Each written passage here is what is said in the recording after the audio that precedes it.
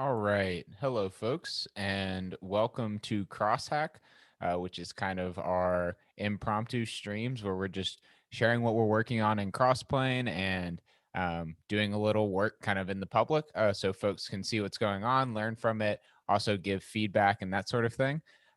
So today we're going to be continuing on our stream from last week by the same name, but it was part one. And I believe it is also linked in the description of this video. So if you want to check that out, definitely feel free to watch that first stream. But we're going to recap some of it here and actually hopefully do a little bit more work than last time. Last time we kind of did a little bit of exploration, which is work as well. But we're going to actually do some implementation, I should say, today. So thank you for joining. As I said in the chat, please feel free to introduce yourself. Let us know where you're joining from. Another thing I wanted to mention today is I know a lot of folks are negatively impacted by the weather that has been happening in the United States this week. So just letting you know that we're keeping that front of mind today. And if you're affected, definitely thinking of you and hope that this can be some release if you're feeling stressed or worried today. So just want you to know that you're welcome here, and we will make sure to make this a safe space for everyone who joins. So I'm going to go ahead and start sharing my screen, which I will do for the majority of today because that's probably a little more enjoyable to look at than my face. But let me get this all set up here. All right, so we're in provider GCP, and I'm gonna pull up the issue that we created in the last stream. And if I've had some folks ask if you see that I have things called stack GCP or stack AWS instead of provider, that's kind of an artifact of an older name that we used to use for these providers in earlier iterations of Crossplane. But now they're named providers, and it's a little bit more appropriate for what they actually do. But I still have some kind of legacy references to that nomenclature. So anyway, like I said, last time we mostly spent the time creating this issue here, which has a lot of really handy links if you just kind of want to understand what cluster API providers do. So our specific motivation for all of this is cluster API. If you're not familiar with the project, helps you spin up Kubernetes clusters on VMs or bare metal or that sort of thing. Basically, well, also at this point, I believe they support some managed Kubernetes offerings as well, but it's mostly about running your own kind of self-hosted Kubernetes cluster, whether that be on Google VMs, EC2 instances on AWS, or maybe vSphere VMs in your data center or something like that. So that's really the area that they focus in on. Obviously, if you're running it on GCP or AWS and using services on those cloud providers, you need to be able to communicate with those and create supporting resources as well as the VMs themselves. So Cluster API, which maybe would be helpful just to go ahead and jump over to the GCP provider, implements a very small subset of these cloud provider resources in their various providers, as opposed to Crossplane, which aims to reflect all cloud provider resources. So if you're looking at that model, you kind of see the duplication of work a little bit. And on the cluster API side, the maintainers and folks over there are super interested in giving the best experience for spinning up Kubernetes clusters.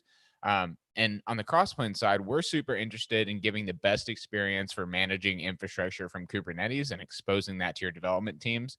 And so we'd really like to combine, our strong suits there and take advantage of the work that the cluster API maintainers and contributors have done to be able to provision Kubernetes clusters and take advantage of the work that we've done to be able to manage infrastructure that supports these Kubernetes clusters. So a really helpful resource to look at is this cluster API documentation website, and it gives you some documentation around both using cluster API as well as a developer guide, which is super helpful. But essentially, they have these cluster and machine abstractions and core cluster API. And then providers implement kind of their concrete examples of that. So in GCP, and this is the first thing that we're going to look at kind of using Crossplane for. In GCP, there's a cluster, a GCP cluster type in the cluster API provider GCP, which basically sets up all of the supporting resources for the VMs that are actually going to have Kubernetes. They're going to run as Kubernetes nodes. And so what we want to be able to do is take these granular resources, which some of them are already supported by Crossplane's provider GCP, but we want to add support for all of those, which is what we'll focus on today. And then we want to expose the GCP cluster type as a Crossplane composition. So as I frequently do, if you want to look over at the Crossplane docs, you can look at how we can create abstractions on these granular resources that allow you to have kind of a generic resource that's backed by any provider resources, something like a Postgres instance. In this case, we're going to create a GCP cluster instance. And I also have a repo in my personal account here, which will obviously be moved to one of the orgs or something like that when we have some traction with it. But it is, let's see if we can find it, Cappy configs. And there's not much in here right now, but I think I showed it off a little bit earlier. But essentially what we're doing is taking the actual CRD for the GCP cluster type. So just looking in this bases directory. And we're taking the Open API v3 schema. And let me go ahead and open this locally. CD. Cappy configs. Let's see. I believe I have some local state here. So we'll go ahead and open this up. And basically what I've done is created the GCP cluster type, except instead of a CRD, it's an XRD or a composite resource definition in Crossplane. And it's exposed at the namespace scope as a GCP cluster. And it has the exact same Open API v3 schema. So what we're going to do is use this as a drop-in replacement for this GCP cluster type that cluster API provider GCP uses. And then we're going to disable this GCP cluster controller, which goes through and basically provisions all of these resources, and instead have Crossplane do that.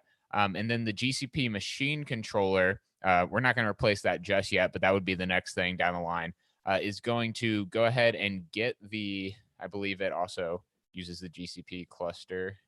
Yeah, so it's going to watch the GCP cluster, and this should work effectively because it's going to have the exact GVK that this is watching for, right? But it's going to be created by an XRD from Crossplane instead of, the CRD installed here. And then let's see what it does with it. It pulls some values off of that, which should be fine, right? Because the schema is going to look exactly the same as it does for Cluster API. All right. So we kind of went through all that last time, so I don't want to spend too much time on it, but it is helpful to have a little bit of an overview. But primarily, and we'll allude to Cluster API today during our work, but we're mainly going to focus on just implementing these resources, which is valuable independent of Cluster API. And if you're interested in the resources that are supported by GCP today, we can go ahead and take a look at a list of them here. So we have 20 resources. This is a little bit less than some of our other providers. This is mostly just there's a specific set of resources in provider GCP that have typically been under demand. So we want to add some of those. We already have the network, subnetwork, global address, etc. You can also, this indexes any repos. So we could take a look at Kubernetes SIGs, Cluster API provider GCP. And you can also look at all the ones here. We are picking up a few things that aren't really relevant, but these are the three main ones right here. So if we look at the GCP cluster, this is exactly what our spec is going to look like for Crossplane as well. And as you can see, only this ready is required. And fortunately, we support the ready in Crossplane, and we support bidirectional patching in version 1.1, which is going to be coming out soon. If you want a sneak peek for version 1.1, we cut the branch the other day, which means the documentation is available. So if you go to 1.1, you can see that you can actually go ahead and look at the docs, which has some updates to it. But we also warn you, this is unreleased. You can't install it. We also have an RC version out for 1.1 if you want to do some testing. Please jump in our Slack. We have all kinds of information about that. And I'll drop a link to that right now in the chat. Just slack.crossplane.io should work for you. All right, so let's get right into actually working on this. All right, so we're not going to do the composition today. We want to get into StackGCP. Let's see. All right, I'm already on a CAPI types branch here. All right. So sometimes I can be a little bit lazy and start with something that's simple. And so let's see how simple the router is. I know it has this embedded router NAT type, which I wasn't super excited about because I'm not sure if we want to break that into one or two resources. But let's first just look at the router type. I don't think it was that complex. Hopefully this will take us to the right anchor in the page here.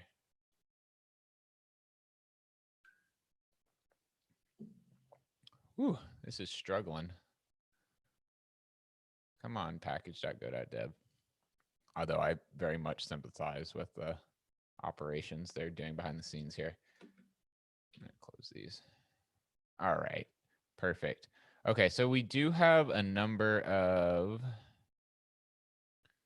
interesting fields here.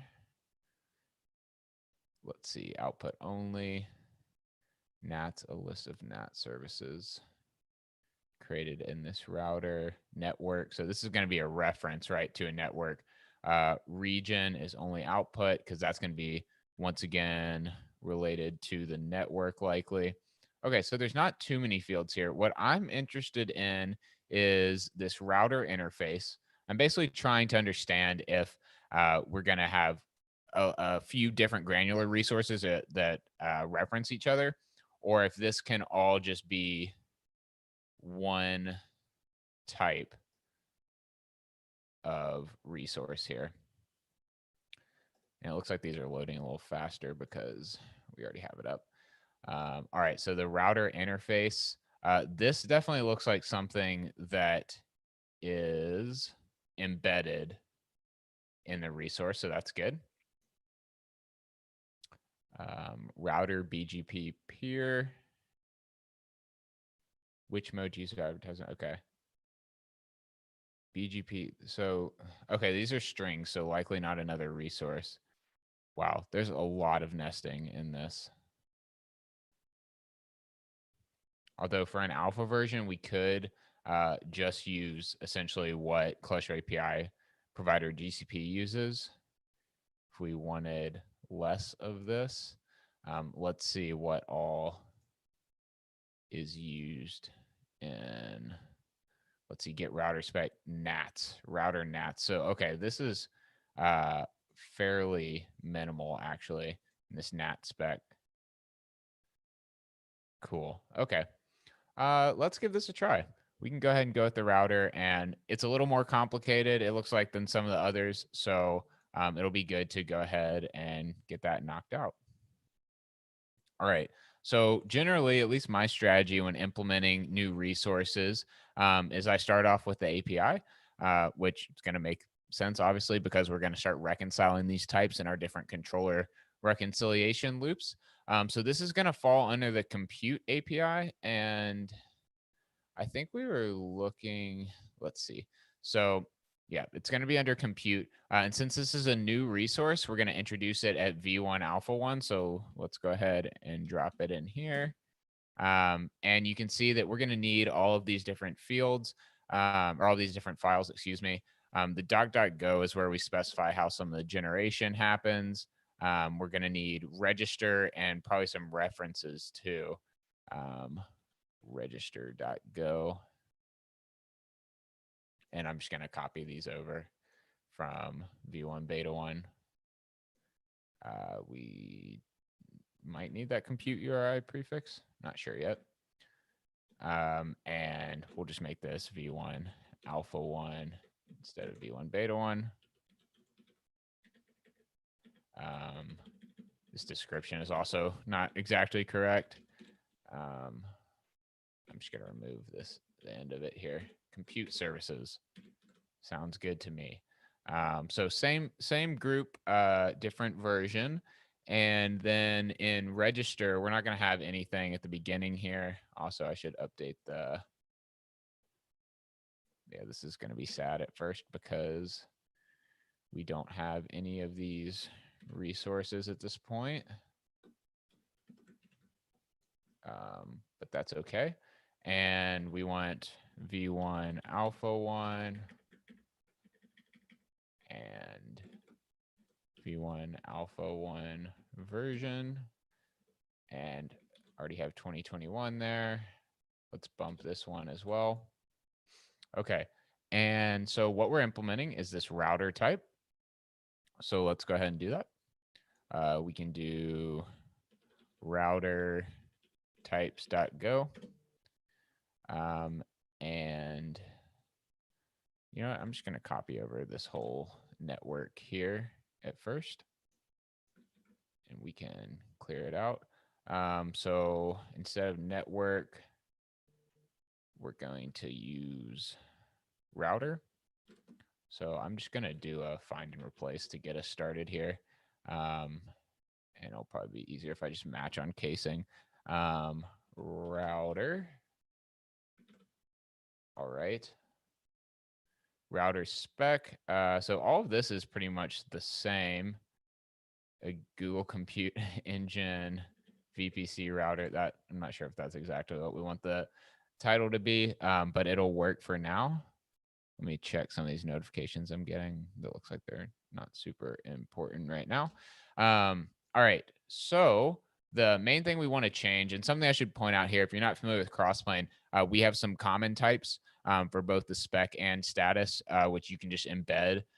And this has things like provider config reference, which is where you get your credentials from, has write connection secret to reference, deletion policy. These are things that are handled by our kind of controller abstraction, which is built on top of controller runtime. And then it's common pattern, right, to have these for provider and at provider parts of our spec and status. And so you can see that pretty common across all of our resources. Once again, shouldn't have closed this down because we might need it at some point. Also, random fun fact that folks probably aren't super concerned about, but the JavaScript bundle that we were using, the CDN that we were using to provide the JavaScript bundle, which a contributor actually added to doc.crds.dev, was taking forever, and suddenly it's working really great now for me. And some other people were saying it was working for them all along, so I'm not sure, but better performance, so that's great. All right, let's take a look at the network here. So you'll see kind of this structure we were just talking about. So deletion policy, provider config ref, provider ref, which is legacy, and write connection secret to ref are all from that embedded type as our conditions. And then at provider and for provider are what we are going to fill in here. All right. So let's get to that.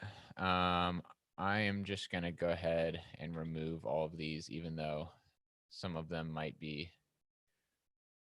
Ooh, router routing config. I wonder if we already have this embedded. We might need to update the network itself, actually. Let's take a look at the fields we already have here in routing config. The network level routing configuration for this network used by Cloud Router to determine what type of network wide routing to enforce. So this says global or regional. I think I just deleted that. All right, routing config. We'll only advertise routes in the subnets set to global. This network's cloud routers will advertise routes with all subnets of this network across regions. I'm going to hop back over to Cluster API Provider GCP, And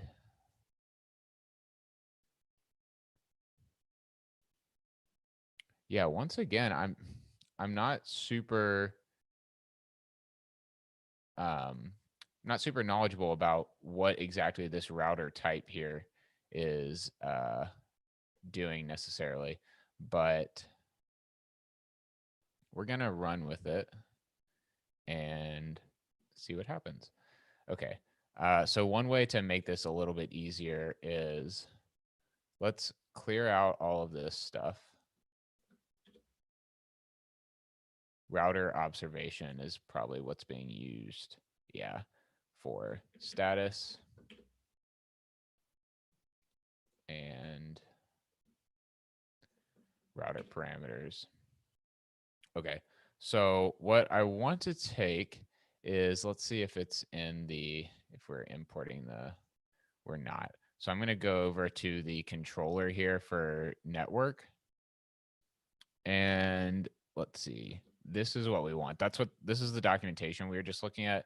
And what I'm going to do is temporarily, well, not in register, in types, I'm going to temporarily import this so that I can just, let's see, var router equals compute dot router. Okay. And once again, this is probably not the only way to do this, but it's super helpful for me. So we're going to run with it today. And please feel free to jump in the chat and correct me on anything that I could be doing better here, especially if you know a lot about GCP. Okay, so GCP is kind of helpful in this Go package here because they denote everything that's going to go in the observation and the status as output only already for us. So we can go ahead and just copy some of these over to our status and make our lives really easy. The package mismatch. Yeah, nice. All right, so I'm going to copy a few of these fields here over, and we'll feel good about ourselves for making some progress on this very simple part of it.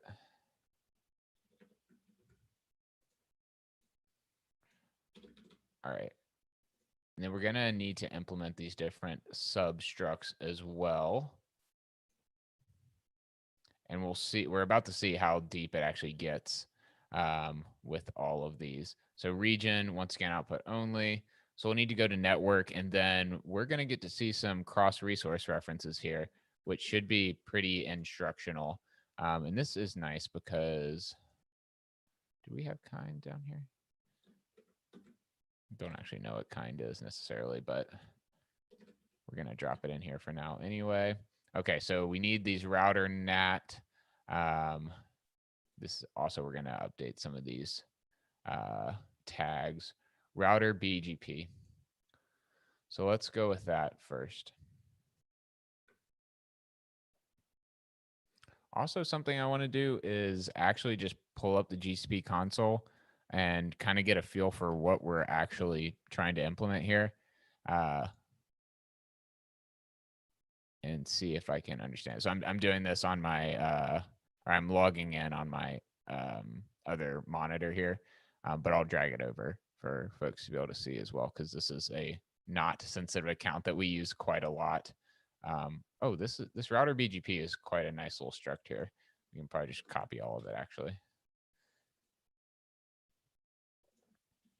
Nice. And we'll get rid of this. And let's see. Router advertised GCP range. Okay, so I'm in Crossplane Playground on my other monitor. After I do this real quick, I'll pull it up. And once again, we don't need these here. All right. So I'm going to pull this over, hopefully not expose anything too awful. This is just kind of a playground account we have here. All right. Where is network? It always kind of throws me off a little bit that networking is so far down because I feel like it just hits you in the face on GCP. But routes, firewall. So these are things that we've seen. Network services, cloud DNS, router, cloud routers. That sounds like potentially what we're doing. Google Cloud Router enables dynamic route updates between your compute engine VPN and your non-Google network. I'm not sure if that's actually what we're doing. I'm sure that there's lots of folks watching this and saying this is exactly what it is. But I am not fully aware of what this is doing. Also, something we could do, and if I was smarter, I shouldn't say that, I guess, but if I was thinking a little more on my feet, we could hop over and see if there's some issues around this on Cluster API Provider GCP. Router. Okay, well, that was worth a good shot, I guess. Let's see if it's mentioned anywhere here. Okay, delete router, initialize router and cloud NAT. The full reference to the router created within the network, it'll contain the cloud NAT gateway. Okay, well, cloud NAT gateway. Here we go. This seems good. Okay, so it's a NAT gateway, which I would have guessed. Virtual network.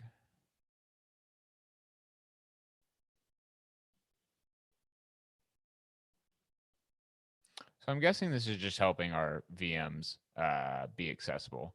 Yeah, so route and firewall rules. And let's hop back over to our issue, which we did a great job of referencing all the different things here. I'm not sure if anything actually,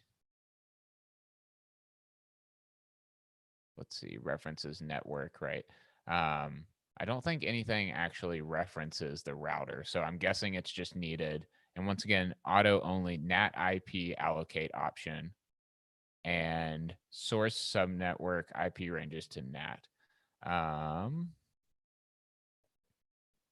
Also, I'm seeing here that this is just router NAT. Oh, a compute router. Okay, so it's part of that. Network self-link. So that's a reference to the network. Let's see if we can find some more information here. Represents a cloud router resource.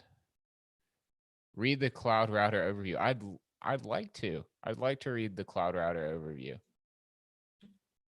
Cloud router overview GCP. Cloud router. This is wonderful. Okay, fully distributed and managed Google Cloud Service that programs custom dynamic routes and scales with your network traffic. Cloud Router works with legacy networks and VPC networks. Required for Cloud NAT, required for Cloud Interconnect and HAVPN, and a recommended configuration. Okay, if Cloud Router has at least 2 interfaces. With static routes, you must create or maintain a routing table. Don't want to do that. A topology change on either network requires you to manually update static routes. Okay. Static routing is suitable for small networks with stable topologies. You also have strict control over the routing tables. Routers don't send average. With Cloud Router, you can use BGP to exchange routing information between networks instead of manually configuring static routes. Okay, this sounds fairly nice to me. Let's see. Create a cloud NAT gateway. You can choose the Google side ASN. If you don't choose an ASN for you, okay. Dynamic routing mode, global dynamic. All right. This makes sense. Cool. All right. Let's do it. So we now I'm still on the compute gen. Let's see. So we have our router BGP. We need our router BGP peer. And once again, none of these are actually used by Clutch API provider GCP, but we want to, with Crossplane, the difference is, right, we want to support this for the general case, as opposed with Clutch API. We only need to be able to provision the Kubernetes cluster in a certain way, and we don't really have to worry about the others, which is definitely a luxury that would be nice to have, but we don't have it in Crossplane. So let's see if any of these are output only. These seem fine. Strings, router advertised IP ranges, but we already have that. IP address. This is output only. Name, string. Okay, so typically, this is another thing to keep in mind. Typically, when we have a nested struct that has output only fields, we'll use router BGP peer parameters, and then we'll use router BGP peer observation, or sometimes just router BGP peer and router BGP peer observation. All right, cool. So I'm going to take this and eliminate everything but the output only types. Let's see, which is just one thing, it looks like. So router BGP peer observation. Looks good. And I'm going to eliminate this from there. And it gets sad about the IP. Google uses I lowercase p, and we use I uppercase p. So that's why it gets kind of sad sometimes. And I'm going to go ahead and fix that because I get a little bit annoyed by these kind of warnings. Router advertise. All right. A description. Leave me alone. Okay, router BGP peer. I'm just going to copy this over. BGP information. Cool.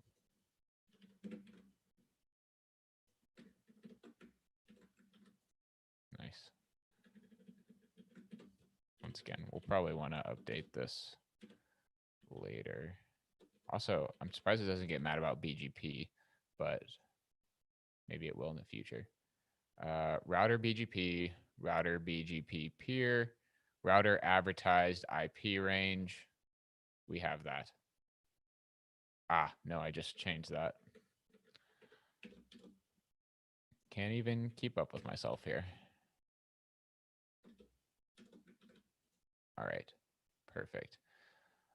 So we have a few more. Creation timestamp, output only. See ya.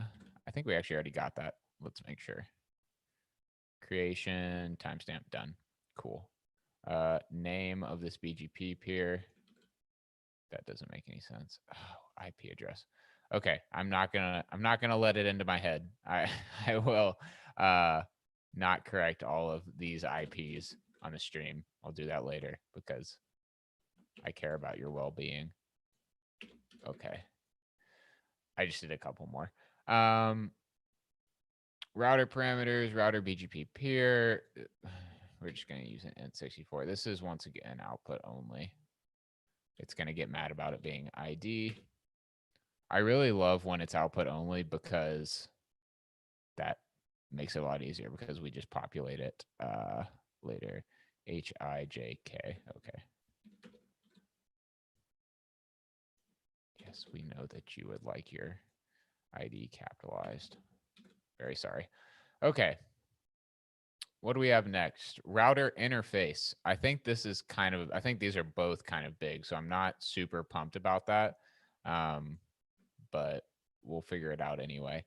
Router interface. It's going to take a minute to load. And I am very serious. If folks want to drop stuff in the chat and just say hey or whatever, that would be great. You obviously don't have to, of course, but I do love hearing from folks who are joining. All right. So first we can get rid of all of this. Management type, I bet you this is going to be output only against. This is going to look exactly the same. I'm going to move this down. Keep those grouped together. Okay. Router interface. And let's just copy this. Oop. Sorry about that. No. Oh, I don't know the shortcut for these expansions, but I don't want them. I don't like that. Okay. We'll call this router interface observation, and we'll get rid of everything but management type. I may just use the same management type thing across both of them, but for now, this is fine. Okay. Goodbye to this management type. I know, I promise. I'm sorry. I will not update all of them, but if I catch a fast one, then I'm just going to go ahead and get them. IP address. Okay. Router BGP peer, where router NAT is our last one. And I need to follow this again. Hey, Kellen. Looks like Kellen's joining. Thanks for joining. Kellen caught an awesome bug, or I guess a bad bug, that we fixed today on Crossplane and are backporting to 1.1. So we'll have a new RC coming out. So thanks to Kellen for that. Ben also, oh gosh, this is a larger struct. Ben also identified that. So thanks to Ben. Maybe we'll pop over and take a look at that in a minute if folks are interested. Router BGP peer, router interface observation. Okay. Also, these observations need to be nested into the parent one as well. Router NAT. Gosh, that is just very annoying. Okay, drain NAT IPs. Let's see which one of these. I bet this is going to have.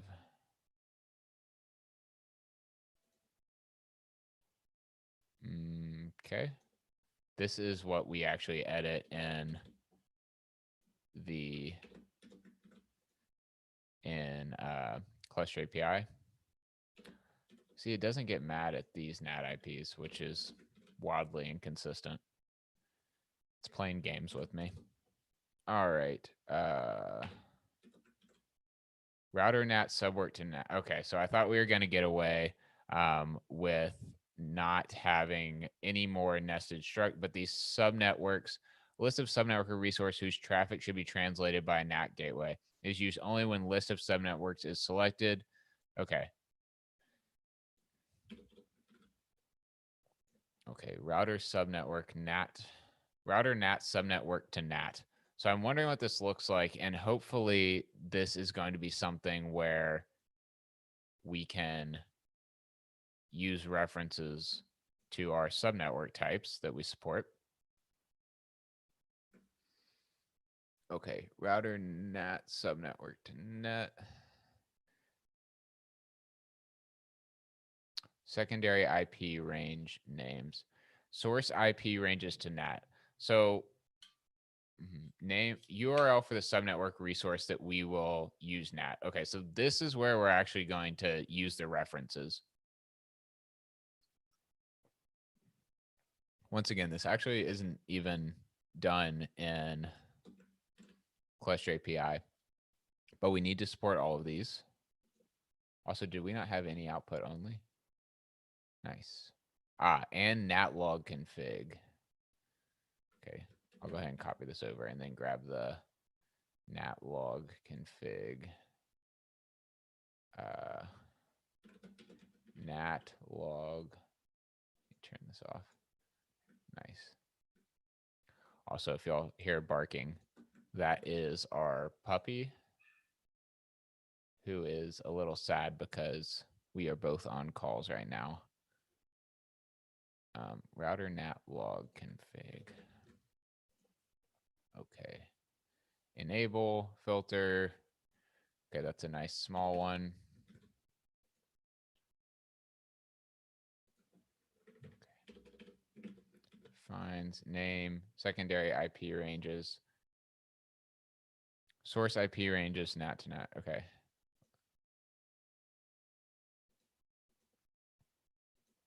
Source IP ranges to NAT. Okay, so some of the things here that we want to do is create some enums, right, for some of these fields. And actually, before I do that, I'm going to go ahead and get all the observation ones and go ahead and embed them. Router observation is the main one. Router BGP peer observation and router interface observation both need to be embedded here.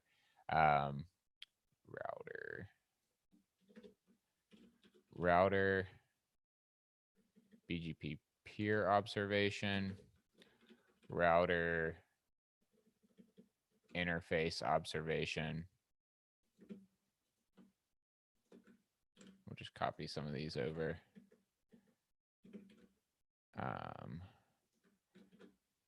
Routing BGP peer observation. Okay. Router interface observation. Oh, it looks like Harsh is here as well.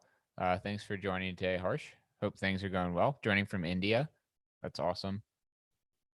Observation. Okay. We can add some stuff on that later if we'd like. All right, so we don't have any errors showing up here. So we could, if we wanted, go ahead and do our make generate, which is how we generate our different types here. And we get these deep copies, which is from deep copy gen from upstream Kubernetes, and then manage and managed lists are some generation that we perform with Crossplane tools.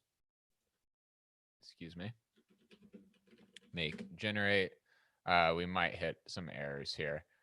Also, I don't remember if I need to add these specifically to the setup or the add to APIs slice.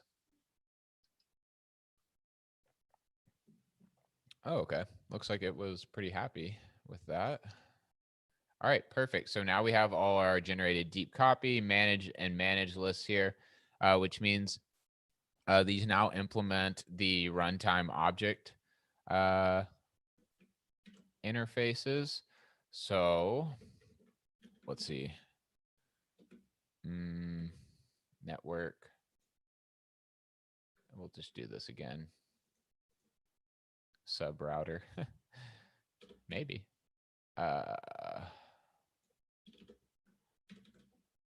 Nice.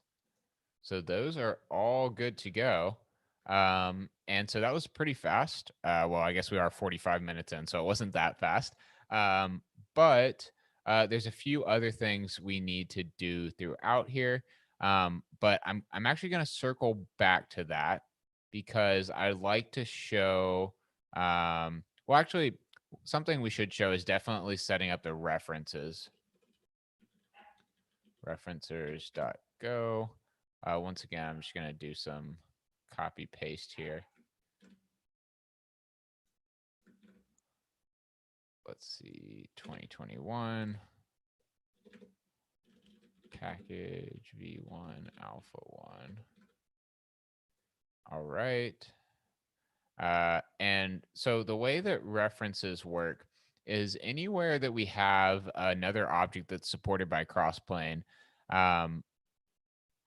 we can go ahead and reference it. So in this case, we can have the network, and then we want a network ref and a network selector. And obviously those are not valid yet. But let's take a look at how the subnetwork references a network, and you can kind of see. So once again, we have these built-in types here. This XPV1 reference and XPV1 selector. And I'm just going to actually copy this over. You can see that these are actually exactly what we want here.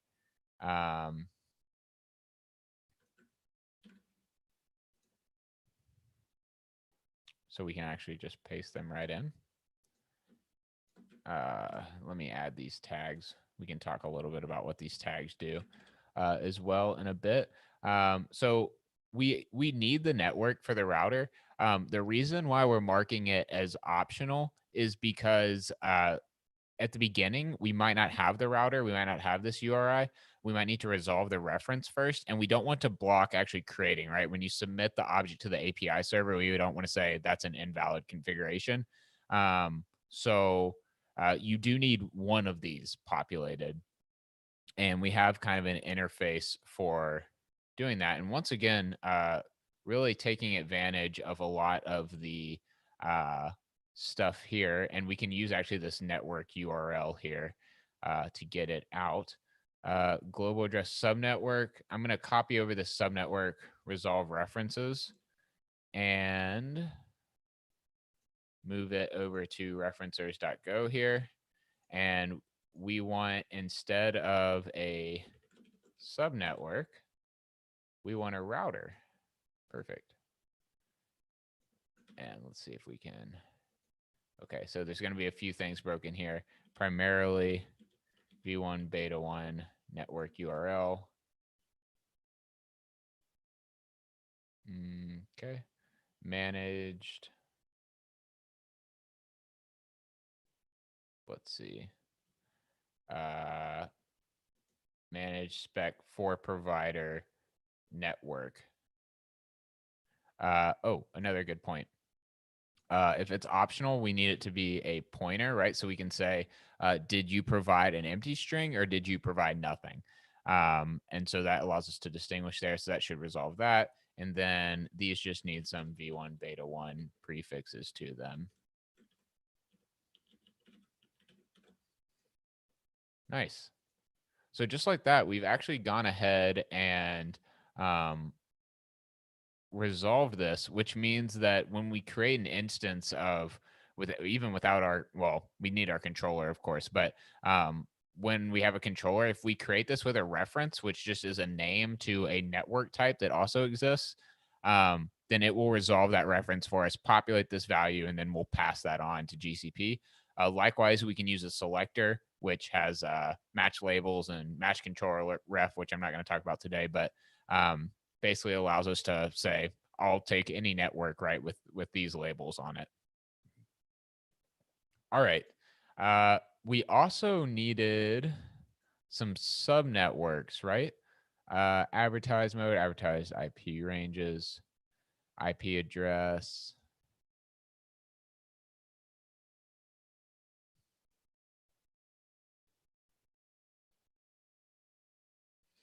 Ooh, also, since Kellen's on the call, I just got a little distracted there and saw that he opened a PR here for some, let's see, composite concept, to composite field path example, to composite concept. Oh, okay. This is some documentation. Awesome. So this is something I mentioned earlier, the bidirectional patching. I I won't review the PR live, but this is adding some examples of doing bidirectional patching. So feel free to take a look at that. Super cool work on that. All right. Peer IP address. So once again, I'm not exactly sure. Subnetwork, router NAT.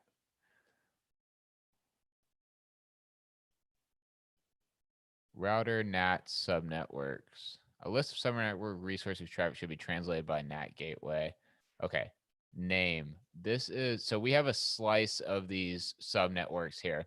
And what we need is, this needs to be, let's see, secondary IP range names. Okay. Okay, cool. And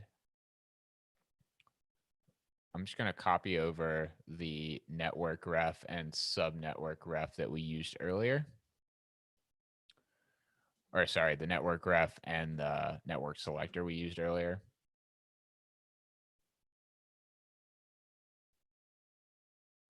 All right, where were those? Okay, here we go.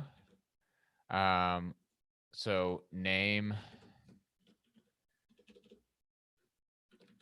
I, hmm, this is nested under subnetworks. So this is a little weird how we're calling it a name ref and name selector. I'm not exactly sure it references a sub network.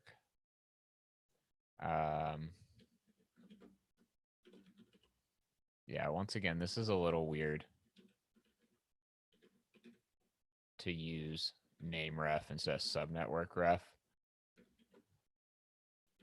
but seems to make sense here. We'll revisit that. Muvafiq, who has done a ton of work on provider AWS and all the providers and all of Crossplane, is kind of our go-to expert on some of these field names and that sort of thing. So I'll definitely need to consult him. Interface name. So I'm wondering if we have things like there might be some other things that aren't currently supported that need to also be references. Okay. Another important thing, name here. I'm deleting the name because we use something called an external name in Crossplane, which means we have an annotation on the resource that's like crossplane.io/external name.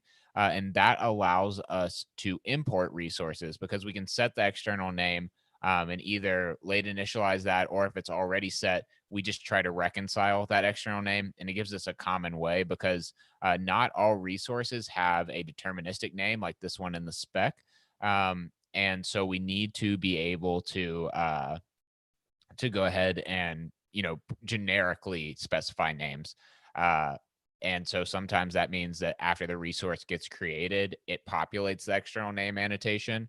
And in those cases, if it is where it populates it after it's created, so like you get some sort of unique ID, which is used to query the cloud provider for it, then you can specify that if it already exists, and we'll just go get it and start reconciling it as opposed to create a new one. Okay, so got rid of name there. Okay. Let's go ahead and update our resources.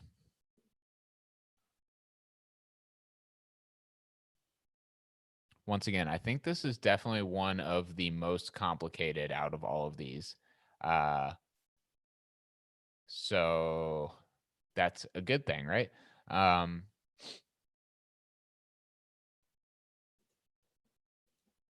right.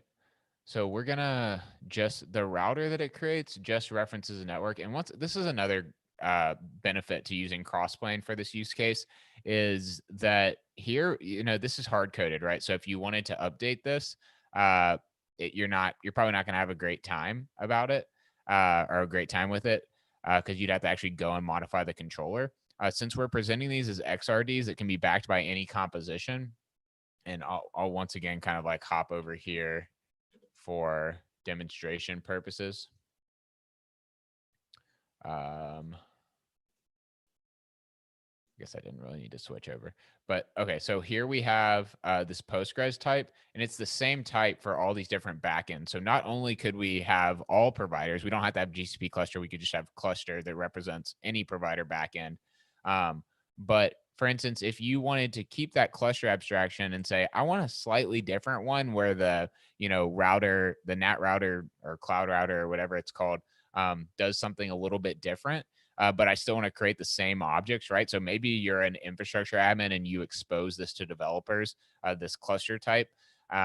You can just go in and here's an example of a composition, right? We're going to have this router in the composition, and you could just go in and add another field, and it's still going to be satisfied by the same. This is Postgres in this case. It would be cluster in our case. it's still going to be satisfied by the same cluster type. So instead of going and, changing code, rebuilding an entire provider, instead of doing that, you're just editing a little bit of YAML and you're keeping your previous functionality too. So I think it's a really powerful model. And I'm excited to show this to folks because I think it'll demonstrate that. There's definitely some, like hard aspects of that. It looks like our generation is done. But overall, I think this is a really powerful model. All right, so let's go into controller, compute, and we'll do new file here. Router. Got a little lost there for a second, but I'm back. Another thing we're going to need to do is client, which this is always my least favorite part. Where does this live? Global address network. I guess we have our clients at the resource scope level here. That's fine with me. Not that it matters, but okay, network. So once again, I'm going to copy this over. Update that, even though we don't really need it. Okay, unable to determine, generate network. All right, we're going to do this all again here. So network router. Show us the errors. All right. So generate router is basically taking our Crossplane representation of a router, and it's turning into the GCP representation of a router. And okay, it's going to do that for us. Thank you. And okay, so a number of these are going to be, let's see, in description. All right, so a big thing that we didn't do is go through and make some of these optional things pointers. So we are going to go ahead and do this and add optional to all of these interfaces. Optional. Okay. The options are default or custom. Seems like this can be omitted.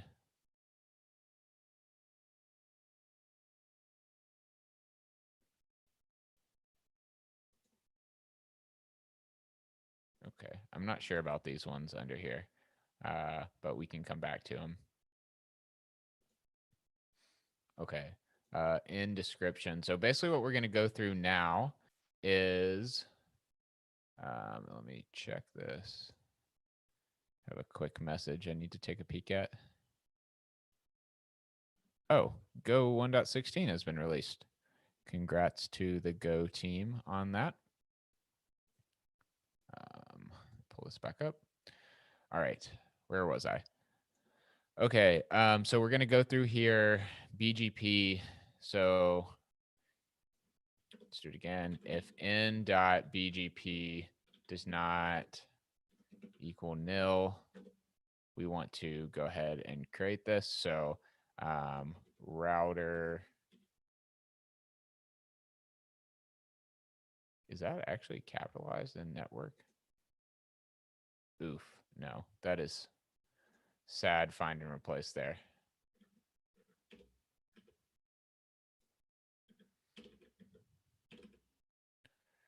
Luckily, it's not that big. Okay, let's just get rid of these. Okay, router. Okay, that actually didn't do that much. Nice. Router parameters. Router BGP does not equal nil. What is in router BGP is what I'm trying to remember. Okay, so we have a number of different things. I'm going to assume that these are all optional for now.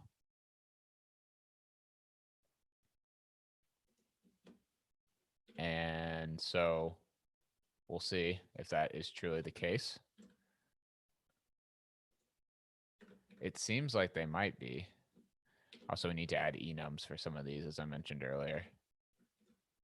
Possible values all subnets. If advertisement, interesting. Advertised IP ranges. And then I think we're doing for network. I don't know if we have a slice of anything in the networks. Maybe subnetwork would be a better thing to look at. Yeah, so we're just saying greater than 0. Okay.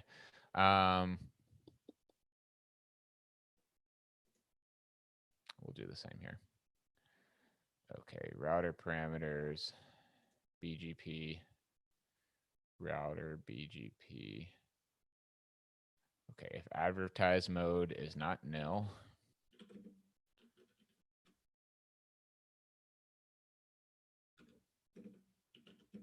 then we want to set that for, let's see, router dot BGP dot advertise mode equals in dot BGP dot advertise mode. Once again, I have a message I need to take a look at.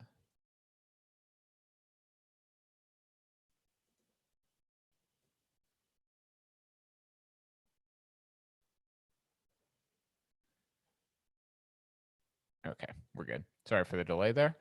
All right, let's continue with this advertise mode. And so is this, okay, yeah. So we're gonna need to go ahead and create this though. Router dot BGP equals compute router BGP. Okay.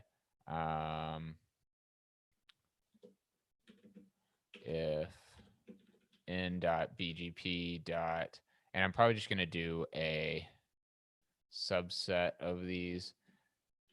If length of this is greater than 0,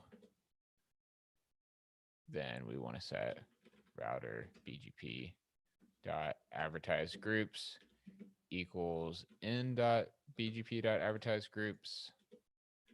So as you can see, this can be a little bit tedious. Okay, if length of in dot BGP dot advertise, we really don't need to dereference. I'm not sure why that was suggested.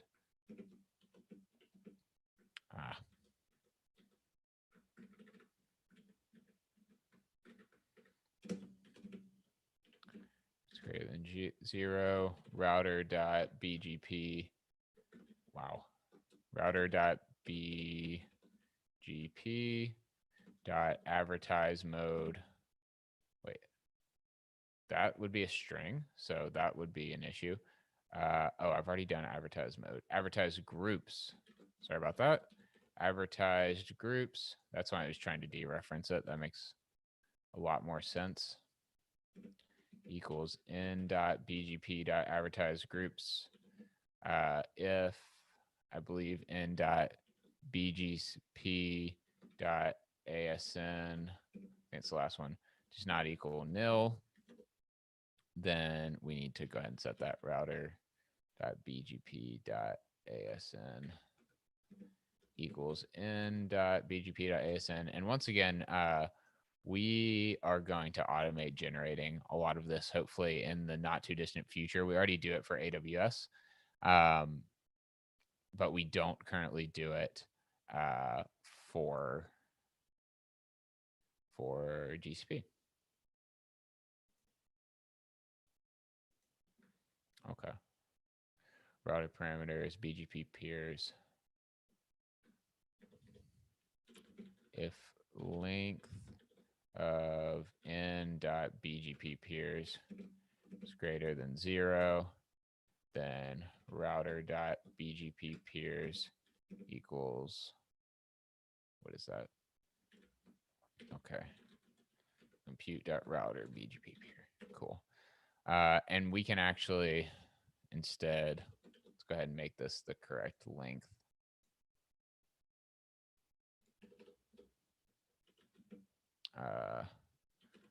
length of n.bgp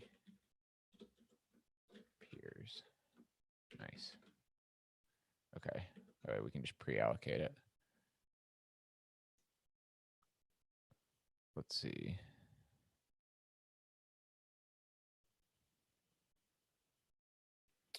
Okay. Let's go ahead and continue that. Generate router observation.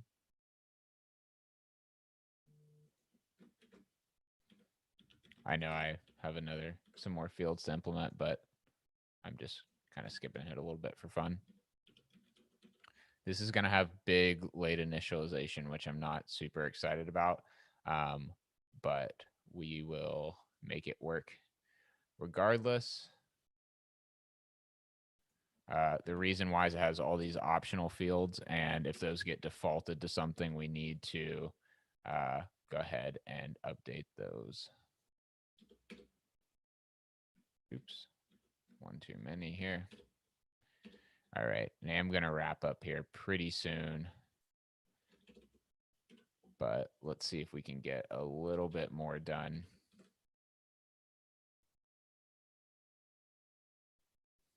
And the language server is getting pretty sad at this point.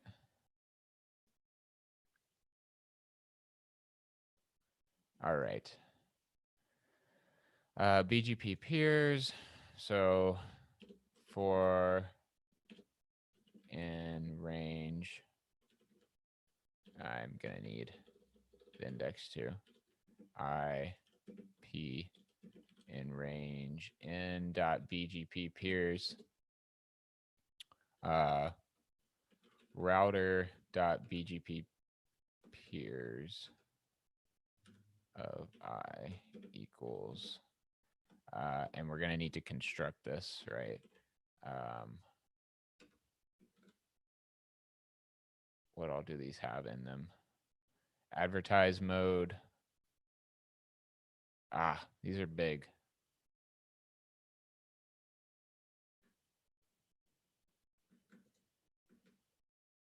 BGP peer. All right, we're going to assume these are optional for the time being.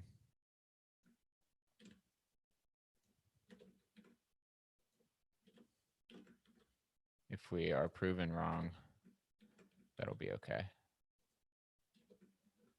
Optional.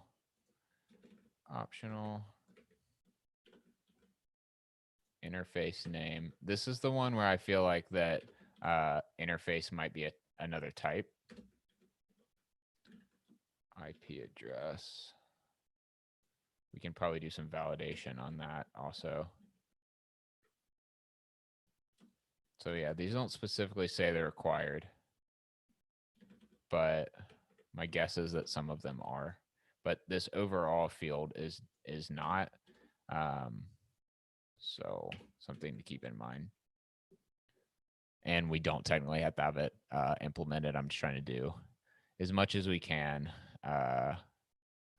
right now. Router BGP peer observation.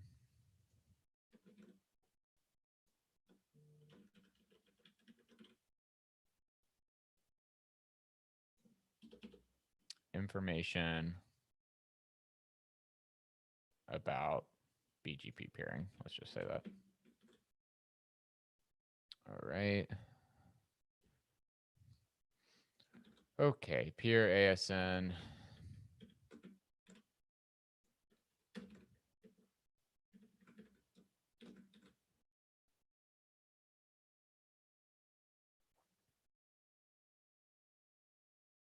Okay, router advertised IP range.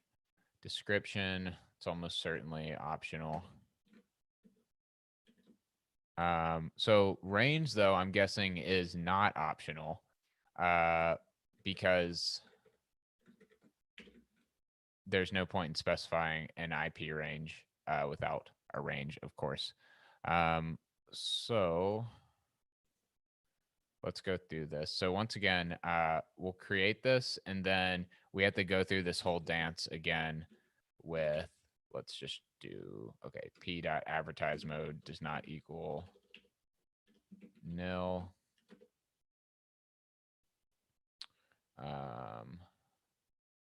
Then we can set it to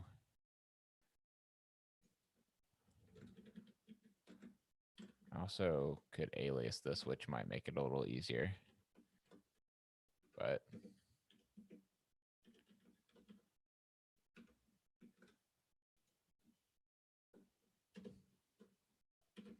if p dot, what's next? Advertise groups. So we'll do length.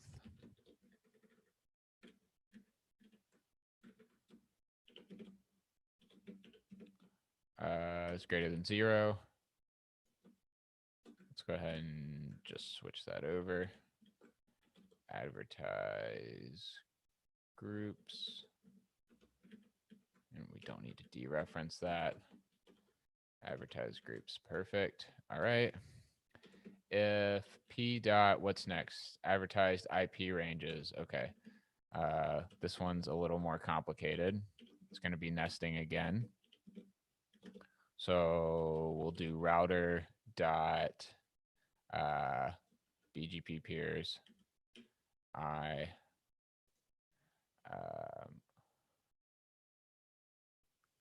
okay. Yeah, I don't like this. Okay, I'm doing, this is a peer. We'll do it down at the bottom. Router dot BGP peers I equals peer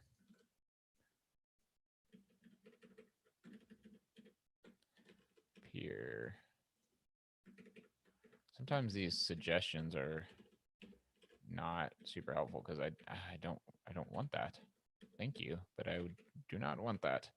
All right, peer dot advertised IP ranges equals, and once again we'll pre-allocate this.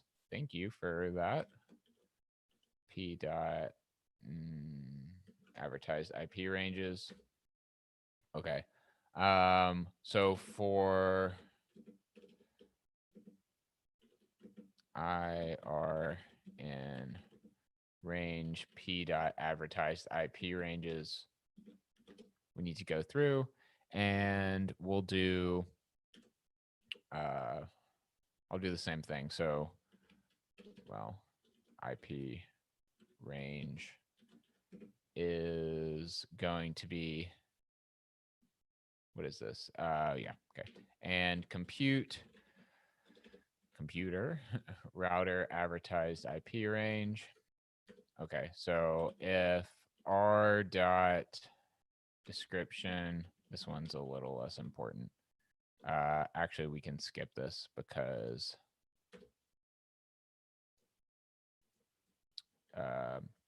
we're specifying, as we just saw, that the range has to be present. So we'll say range is r dot range. And if description does not equal nil, then we'll say IP range dot description equals, let's see. So I think that GCP has omit empty on this field, which means we could just provide the empty string because that's going to be the 0 value anyway. All right, let's do that. There's probably a few other places we could do that actually, because these are all omit empty on those. So I might come back and fix up a couple of those. Are nice. Okay. And because we did that, we can just do peer dot advertised IP ranges I. Why does it not like that? Expected identifier. All right.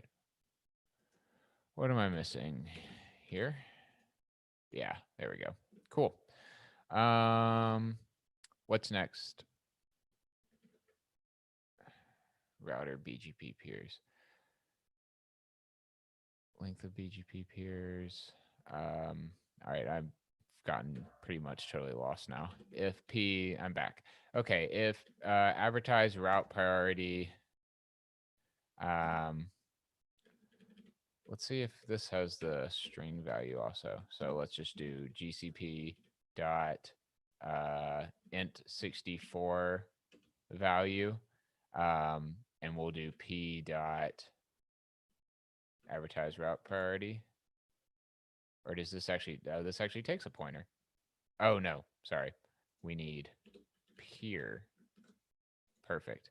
Okay, and then this one up here, we're also gonna do the same. Let's do GCP dot string value on P dot advertise mode. Perfect. So we don't need this nil check anymore. That's actually in this string value conversion here. Okay. We could probably do that with some of these as well.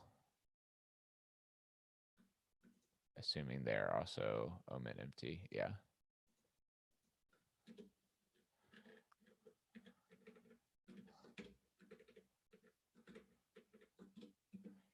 Equals GCP dot int64 to value n dot BGP dot ASN.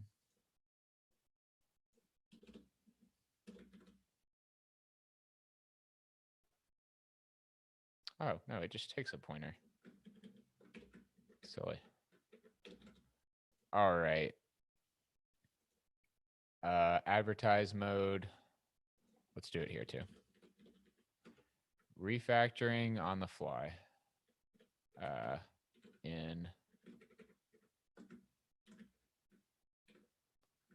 Nice. Okay, for those, we still need to check it. Length of advertised groups, that looks okay. Advertise route priority. What's next? Peer dot force in fields interface name. Okay.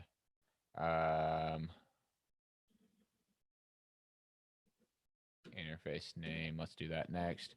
GCP dot string value.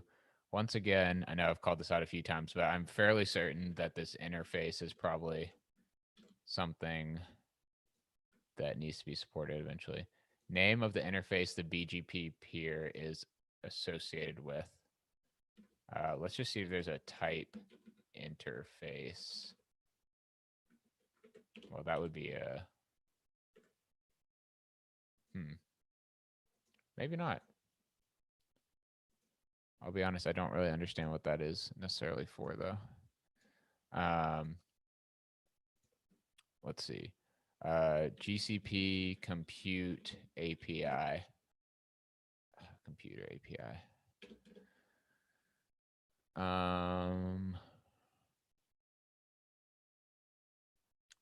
Compute engine API. Oh, looked good there for a minute. Okay. Let's go to, let's first see if there's an interface type. No. Okay. Routers. Review insert.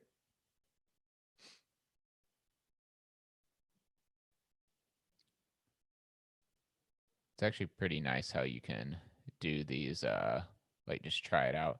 Let's see, interfaces. Interface name. So, okay, so I wonder if this is just saying these interfaces that we specify here, are they the ones that are also being referenced? Let's see. Router interfaces. Okay, that makes sense. Linked VPN tunnel. So then the name of the interface. Oh, okay, for the BGP peer. Okay, this makes sense actually. All right.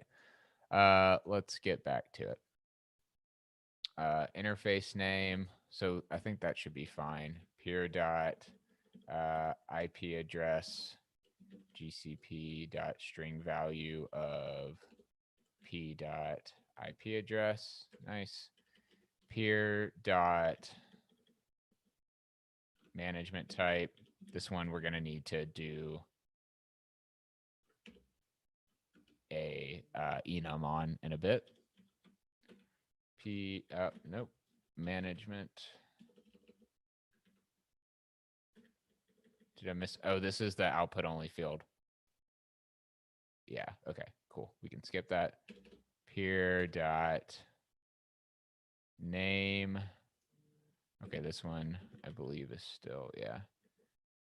P dot string value of P dot name. That one might be required. I'm not sure. Okay, peer dot peer ASN and peer IP address. Okay. Dot int64 value P dot peer ASN.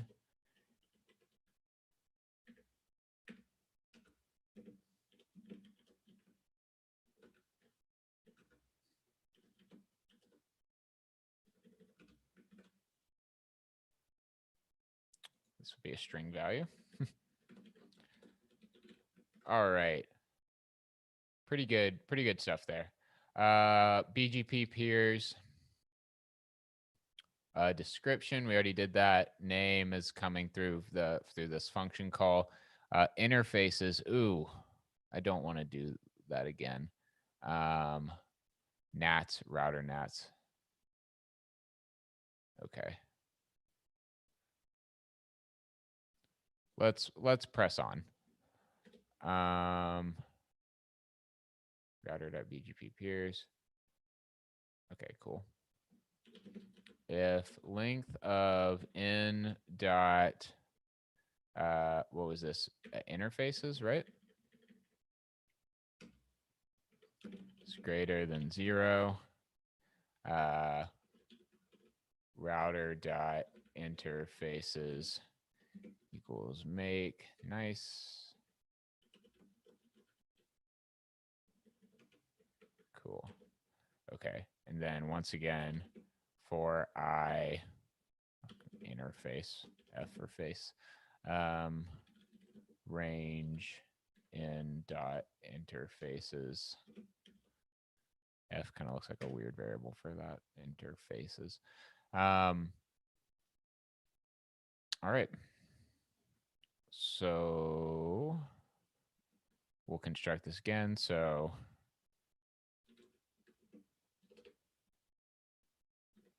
call it enter. And compute dot router interface. Seems like I should be able to infer that from my recent usage. But what do we have here in all of these? IP range. Are any of these router interface? Okay, we didn't mark any of these yet. So let's see. Optional. Once again, I'm not sure which one of these are optional or not.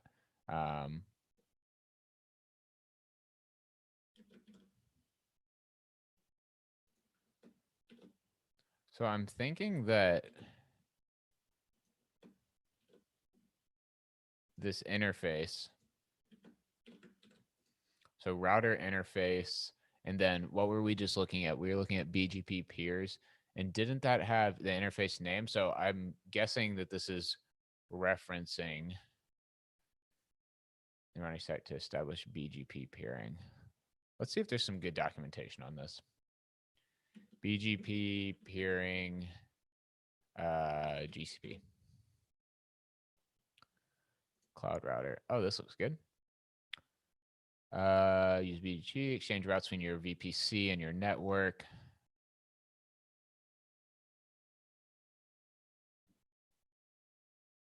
All right.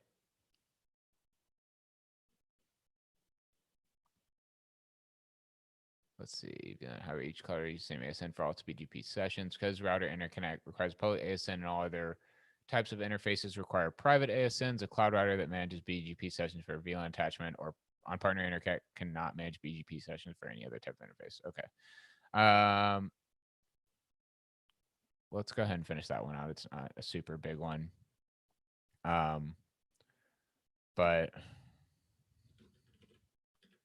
enter dot IP range equals F dot IP range GCP dot string value enter dot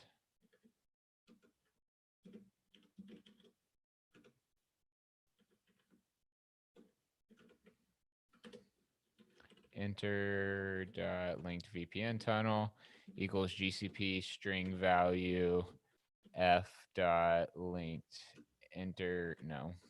linked VPN tunnel, and then there was one more, wasn't there? Enter dot management type. We already know. Name I feel like is required, but we marked it as not that. So, and last thing we need to do is set router dot interfaces I equal to enter. Okay, and let me see if I can get some idea of what is required here within like interfaces. All right. Routers insert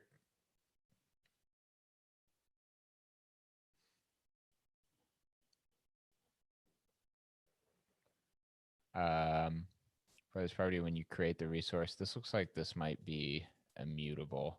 I'm gonna go ahead and mark that as such. Looks like we have a few more folks on than earlier. Once again, if you'd like to introduce yourself in the chat, would love to know that you're here. So please feel free to do that. We're just going through adding support for a cloud router on GCP right now, which is required for the cluster API provider GCP. All right, so this is what interfaces.net. Okay, so now we have this required. So I wish this was present in the ghost structs, and a lot of times it is. But actually, let's just go ahead and search this page for required. Network is required, makes sense. BGP peer's name. Okay, so all these names are required. Let's go ahead and find that. So name. We'll get rid of that. JSON name, BGP peer's name, BGP peer ASN is also required.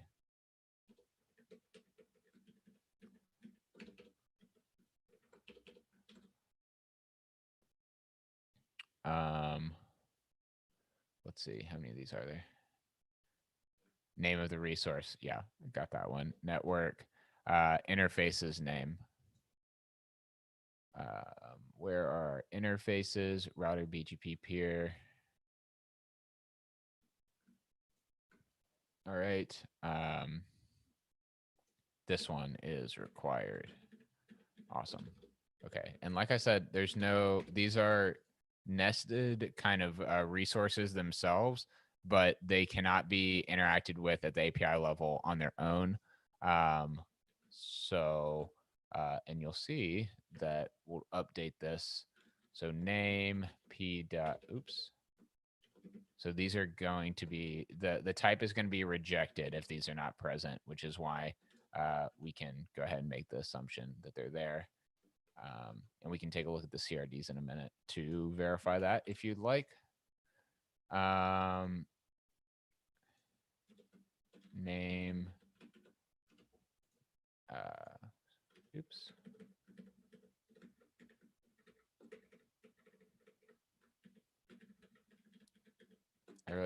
down the Vim bindings for this. BGP peers, interfaces, done with interfaces. All right. I believe we have one more loop here. Length of n dot, oops. Interfaces, nats, router nats. Perfect. Is greater than 0. How big are these? Bigger than I would like for sure. But we'll make it work nonetheless. Okay, we need to go through and mark some of these as optional, and quite a few of them are, it seems.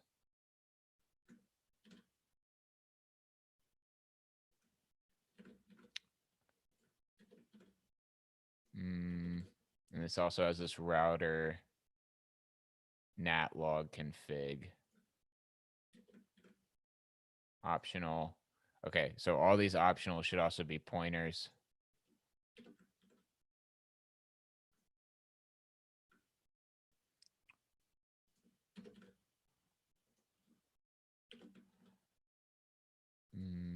NAT IPs, optional. Okay.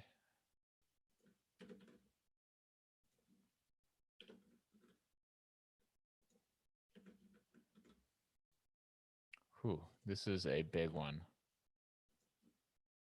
We really could avoid some of these. So we have these API conventions across all of our providers, which is why I'm kind of adhering to them pretty strictly.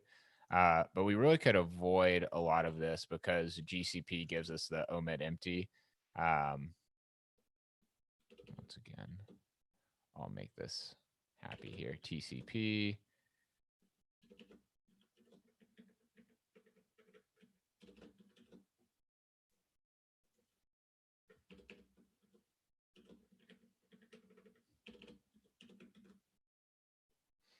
All right. I'm pretty jealous of Cluster API folks right now because a lot of these fields are probably not going to be used that often.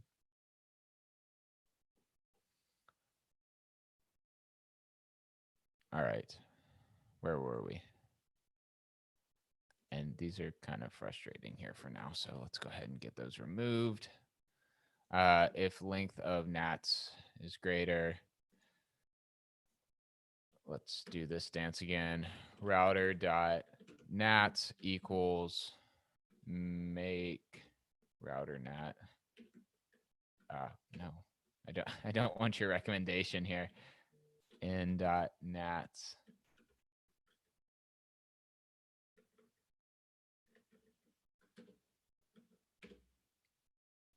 Okay. And then we're going to iterate through our nats here. In range in dot nats. Oh, I don't want either one of those. All right, so we do know that one of these is required. So we'll say that nat is also, I just realized this.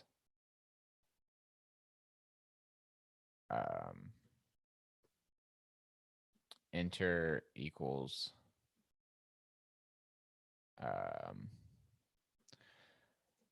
okay. Wait, since we made these, we don't need, well, we still need to construct them, right? So that's fine. BGP peers.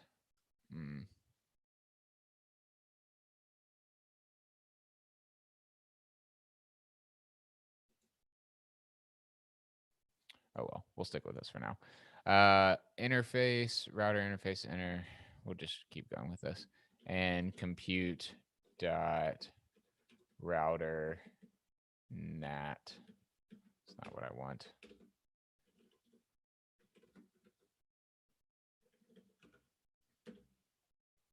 Okay.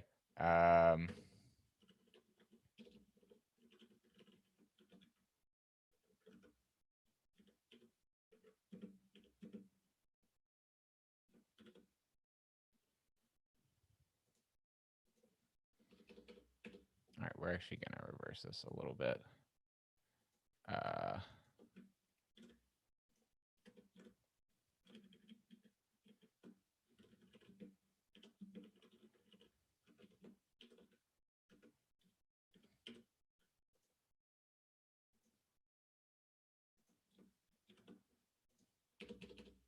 Here we go. Enter dot name equals f dot name. All right.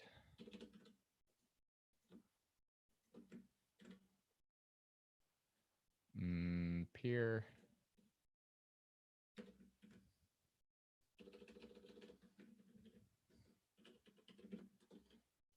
So I'm just setting these equal to the one that's already allocated here.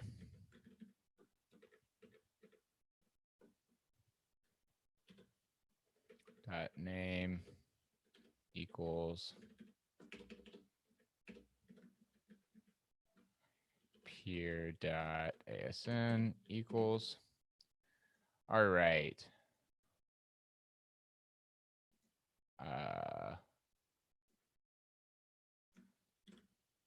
These are just aliasing to shoot. Just aliasing to make it shorter at this point. Okay. Nat dot name equals n dot name. Nope. N dot name, please. All right. And BGP peers.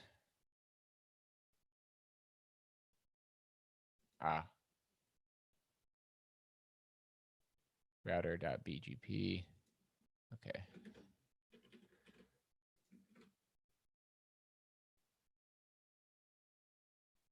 Did it say that the BGP ASN was required? I think it did, right?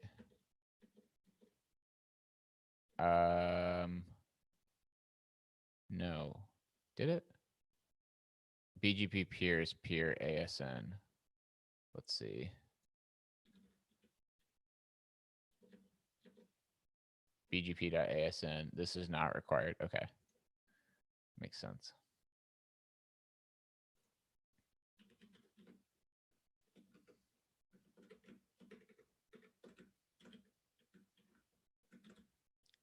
Cool. Length of interface is router dot nats, nat equals router. Okay, how many of these do we have here? If let's do nat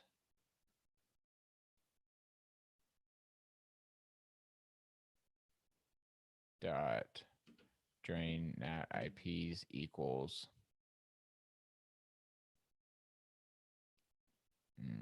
n dot drain nat IPs nat dot,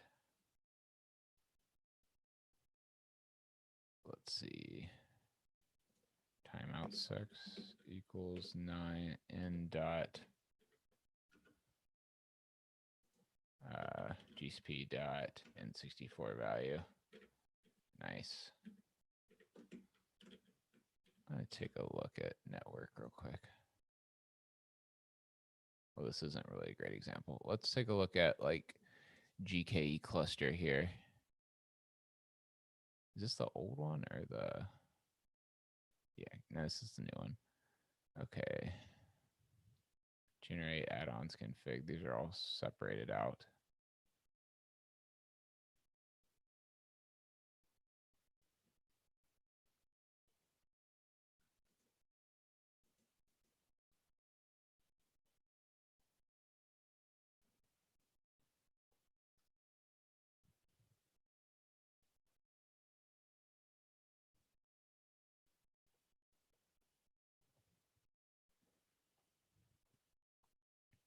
Let's see, pools.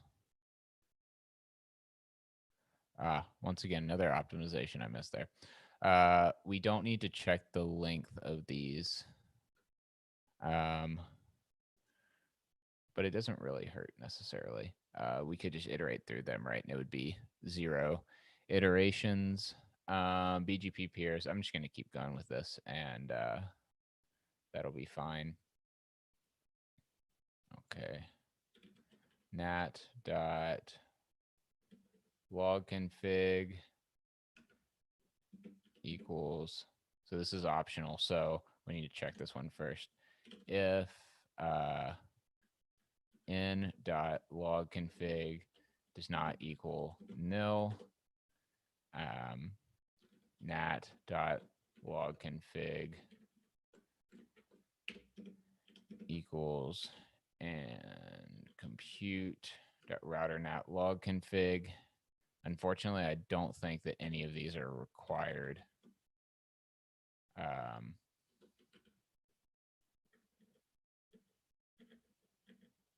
Although I do have them marked as such, so filter. Oh no, that's in compute gen.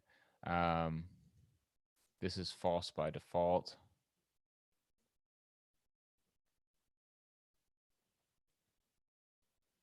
We could say, I'm fine with saying that it's, where's our nat log config? Let's say that enable is required. No real reason to specify it if you don't want it. Filter.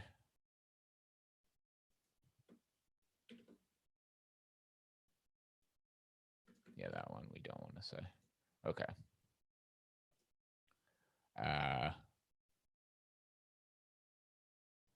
Enable. So we'll go ahead and set enable here. Equals n dot log config enable. And then nat, let's see. Get rid of this. Nat dot log config. Oh boy, we're coming up on 2 hours now. Filter equals GCP string value of n dot log config dot filter. All right. Do I have an error here somewhere? Yes, I do. That would be it. Okay. Nat dot ICMP log config min ports for VM equals GCP dot N64 value. And that's going to be n dot min ports VM. Nat dot, do we already do name? I believe. Nat IP allocate option. GCP dot string value n dot nat. Okay. Nat dot nat IPs equals, yeah, this is fine. Nat IPs, nat dot subnetworks. I forgot that was part of this. Okay. So we need to handle the subnetworks, and these have references in them that should be resolved by the time we get to this point. So if, let's see, if n dot subnetworks, length of them is greater than 0. Actually, once again, we can just iterate through these. So let's just do for sub and range nat dot subnetworks.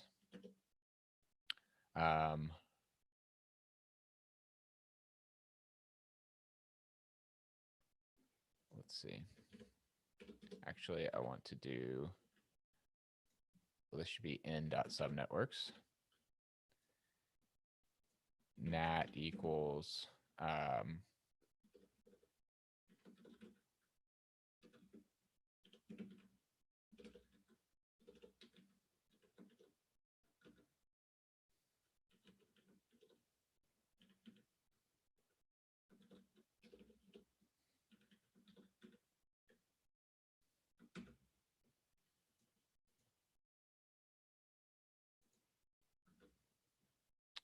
let's see.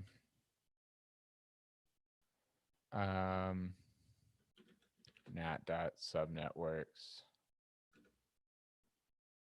I'm really switching up styles here. I'll go back and clean this up after the stream here, but let's just see how far we can get.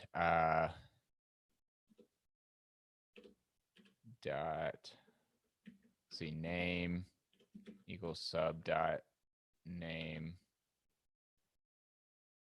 Okay, that should definitely be required.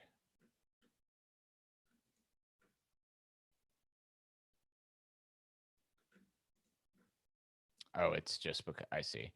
So this is functionally required, right?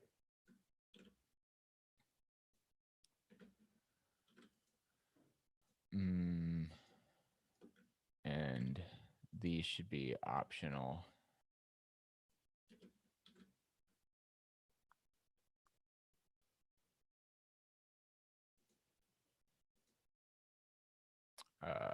Back to the router.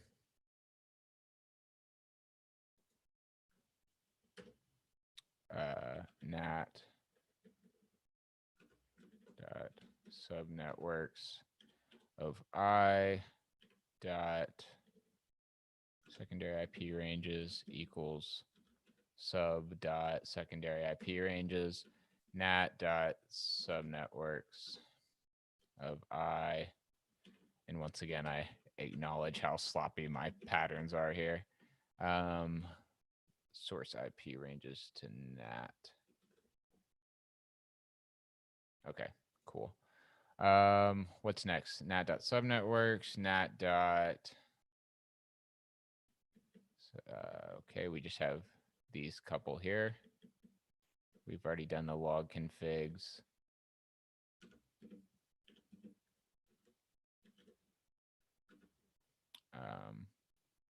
This is in dot TCMP or TCP, sorry.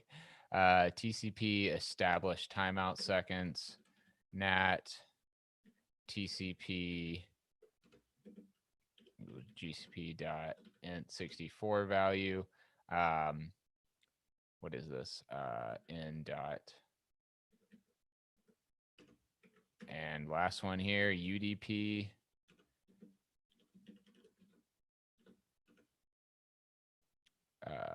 And let's see. Got a little frozen up there for a second. UDP timeout seconds. All right, I think that is all of them. Length and nats. And did we set network already? I don't think we did. So this is router net. Router types.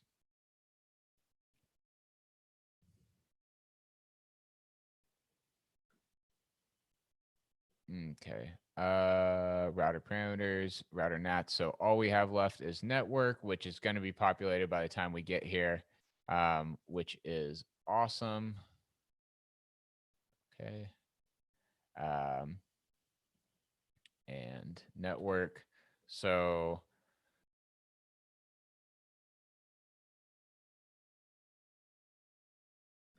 router dot network equals GCP dot string value of in dot network. Boom. Awesome. Okay, so there's still more work to be done, unfortunately.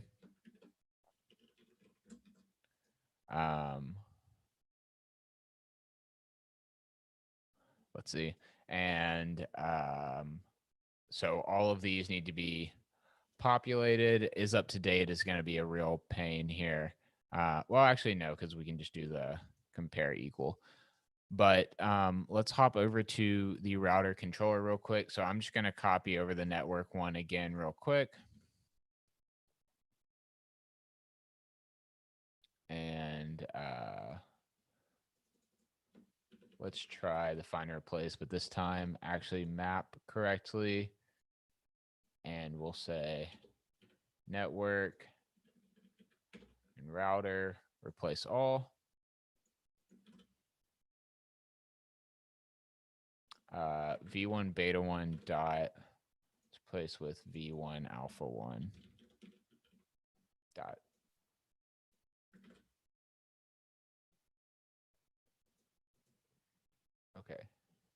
Nice. What is this one mad about? Error, new client. Okay, we can just reuse the new client here. Okay, GCP get auth info, router.late initialize spec. So like we said, we're not we're not going to do actually any of this right now.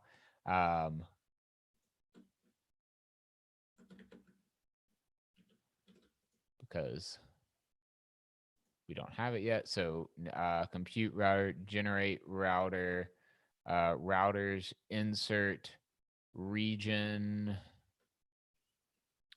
Ooh, how are we handling region in all of these?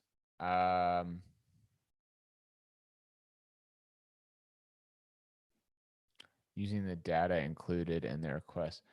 There isn't a region field though, right? So let's see if we have some other. Does the subnetwork require a region as well?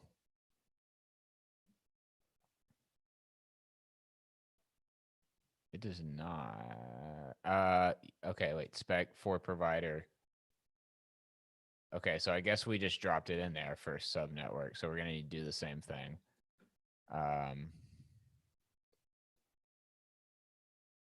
URL of the region. This field can only be set at resource creation time.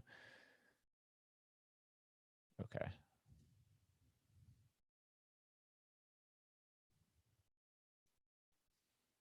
Let's see.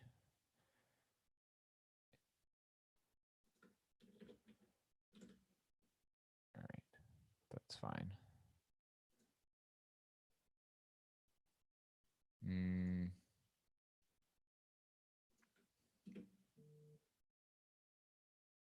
CR.spec dot for provider dot region net. Also, that's required. I think I just added that as not optional.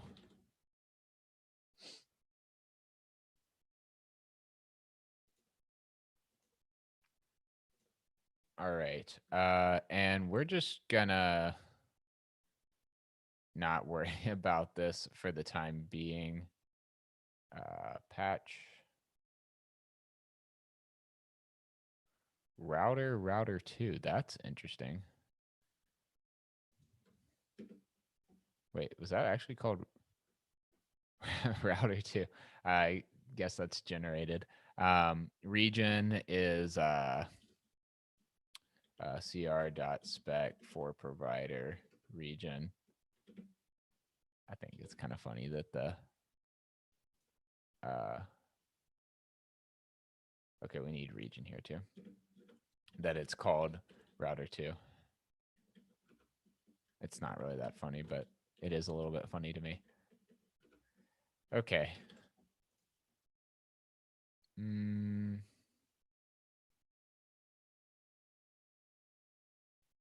So we are going to, we're never even going to reach here right now, but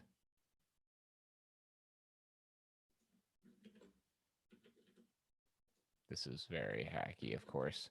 I just want to create this one time, and maybe we'll open a,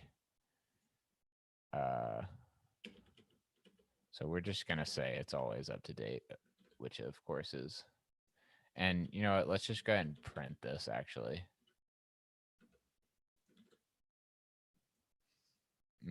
Okay. cr.spec.for provider region.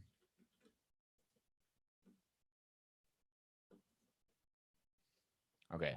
So first time through, we're going to observe and see that it's not there. And then we are going to say resource does not exist. So we should then do a create. And so let's do a tiny example of what this looks like. Let's go to examples, compute router.yaml. Copy this as a base.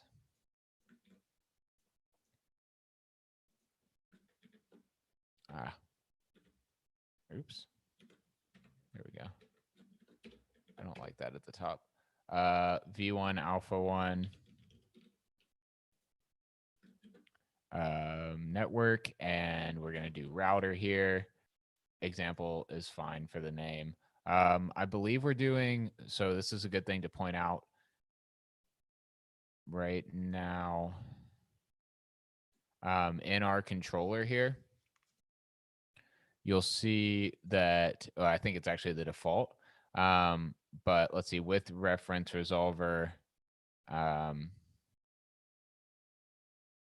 see, manager resource, manage kind. Okay.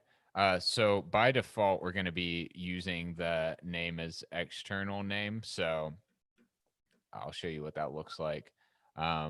Default MR managed is saying, let's see, initializer. Yeah. So this is basically saying that the name of the Kubernetes object, which I guess we're going to call example or something, is the name we want to actually create it with. And we get better tying there when creating to then, having a separate name field in the spec. It just works a little bit more seamlessly. So it should be called example in this case. And what I want to do is just provide the fields that are required or used in Clash API. So network, let me once again pull up my console.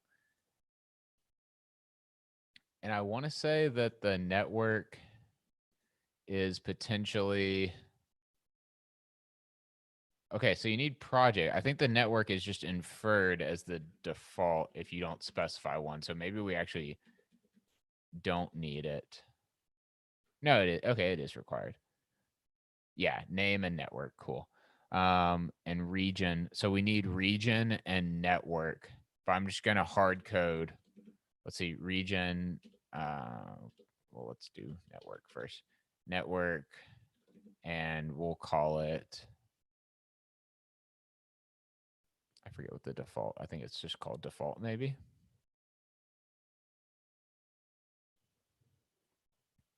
Let me find it once again. Okay. Yeah.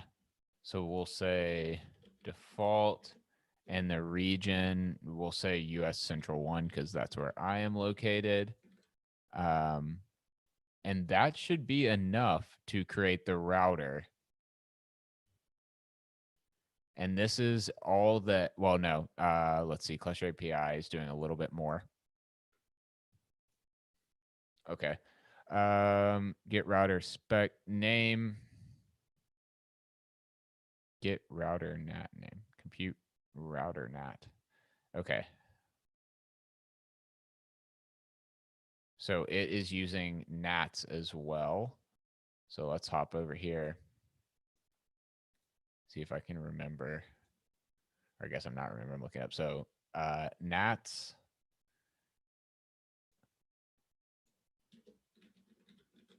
And that has a name.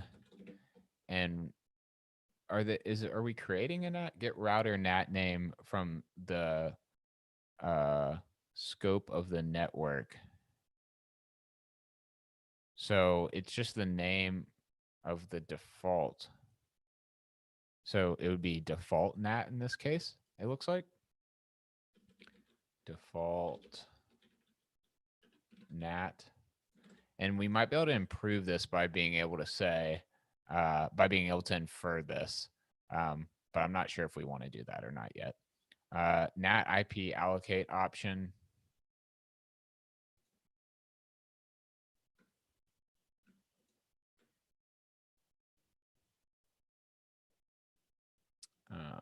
Okay. I just want to make sure that my fields match correctly. NAT IP allocate option and auto only.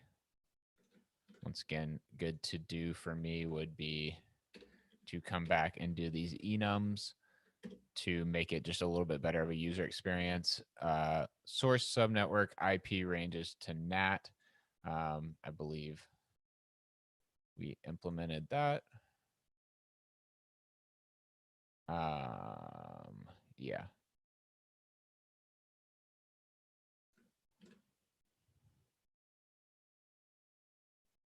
Where's that example? And what was the value that we are using? All subnetworks, all IP ranges. Okay. So let's give this a try. I am going to, I thought I added some examples for provider config. Yeah, I did. Okay, awesome. So environment, GCP credentials. Oh, I don't really want to do that. Project ID, my GCP creds. I remember that when I added this environment source that I did just like a like cat my file and to an environment variable and then go run my type. So what I need to do first is generate all these changes that we've made. Obviously, we don't have any of the tests here or anything, which is not acceptable.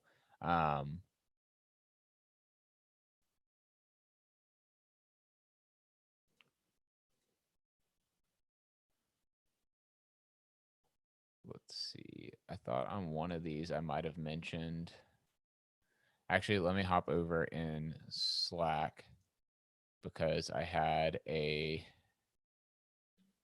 nice, let's see, env.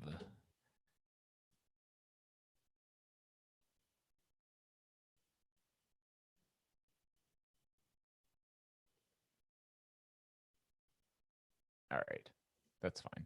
We'll just do the regular GCP dance here. GCP credentials.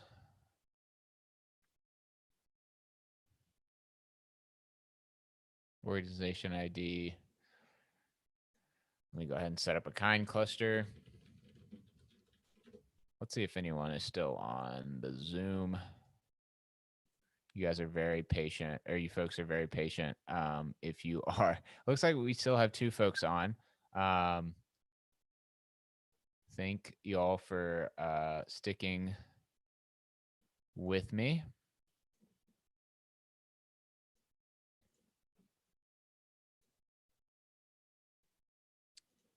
Okay. So I'm just going to use the provider here. All right. Project ID. Okay. Crossplane, playground, and we'll call this CrossHack stream. Oops. CrossHack stream, and we're gonna need to give it some more permissions than this. But we can do this in the meantime, and I'll actually start using some shortcuts here so it's not so painful to watch. Although this is still pretty painful, so let's see.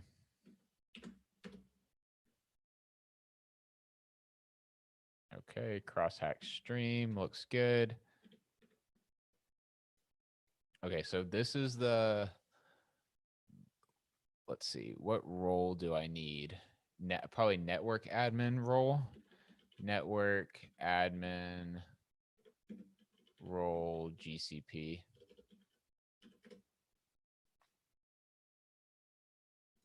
Nice. Okay.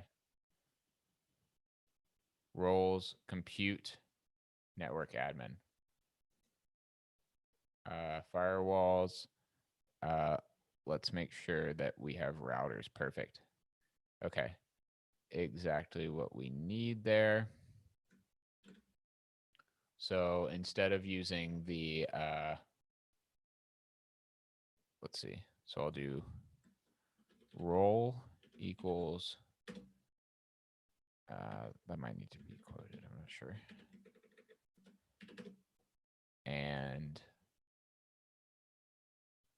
let's go ahead and get that.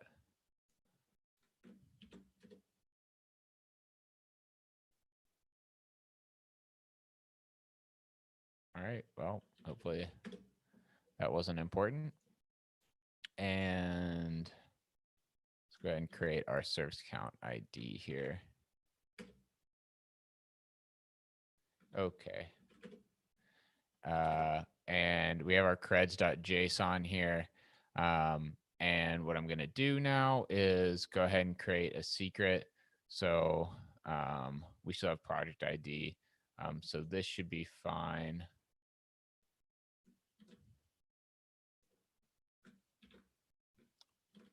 Did I create my cluster? I can't even remember. I know I said something about it. Yeah, okay.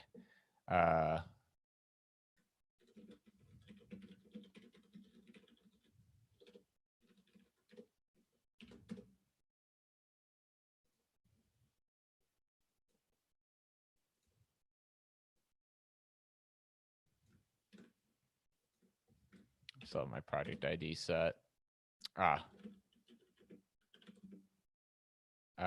Apply package CRDs.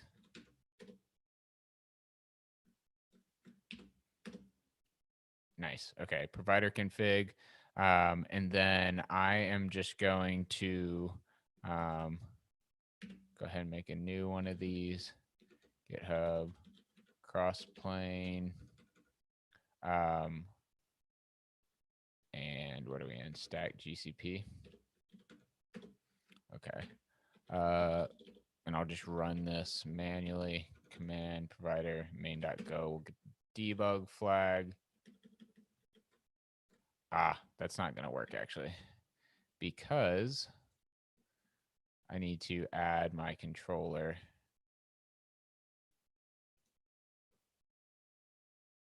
Let's see.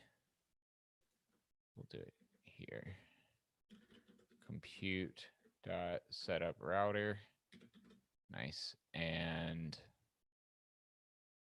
I bet my API didn't get added either. Yeah, compute v1 alpha 1 is what we want here.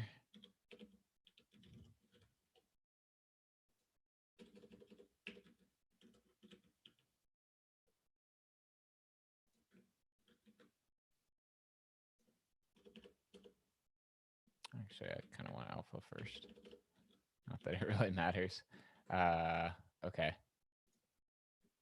So let's do this now.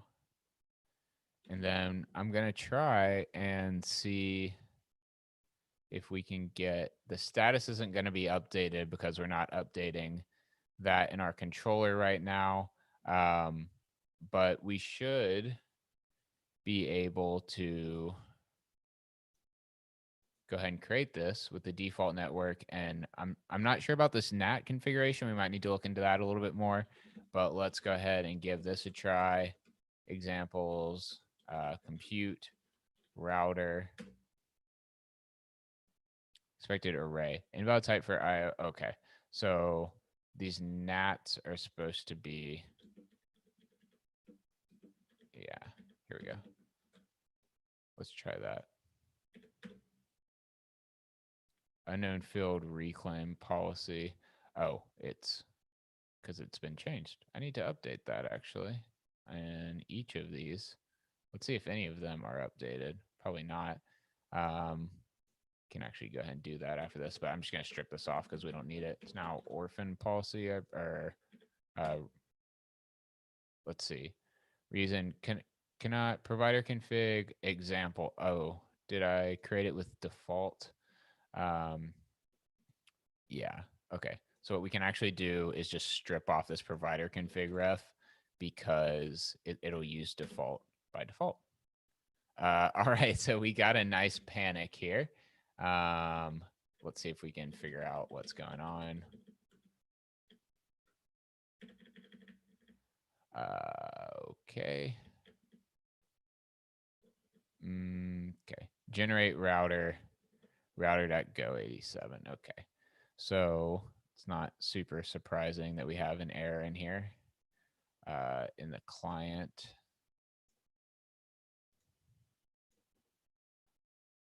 Router go in.name.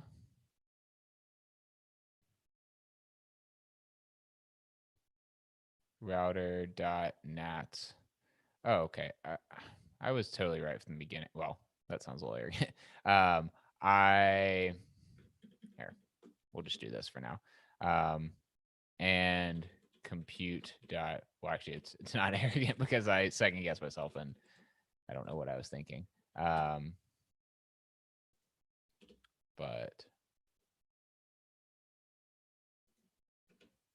let's see.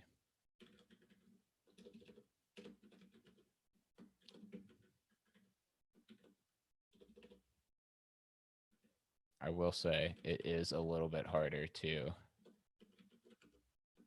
focus sometimes when you're on the streams. Okay. Let's get rid of that, and then we'll set the router dot nats to nat. Okay. We really need to do this everywhere now. Hold on.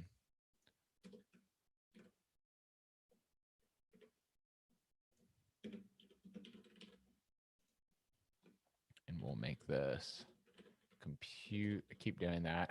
Router interface. And we can set the name.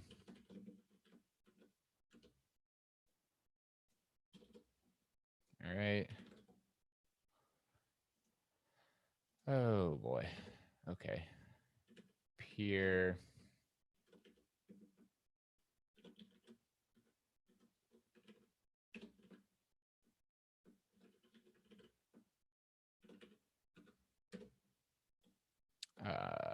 Name p dot name peer asn equals p dot peer asn, and then we'll set this at the bottom. Router dot bgp peers of I equals peer.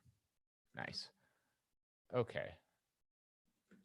Sorry about that snafu there. Let's give this another try. See if it gives us a different error here. URL is malformed. Okay. Resource network default. Okay, so this is when actually the references definitely come into handy because what we actually need here, network URL, compute URI prefix.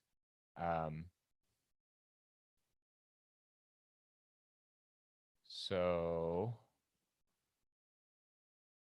partially qualified.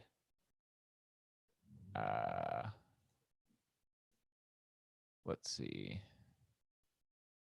I can never remember what the URI prefix is here. Self-link.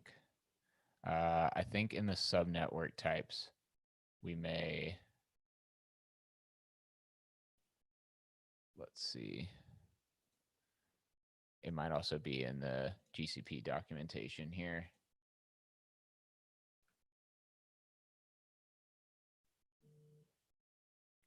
Network.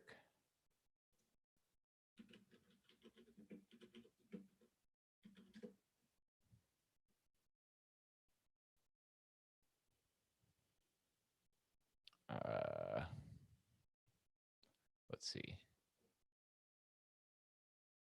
Let's just see if we can get it from the command gcloud networks list.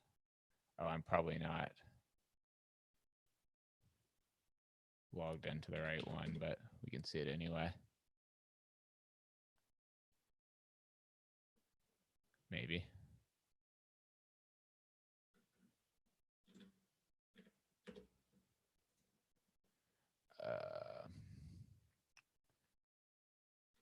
What if this has an example?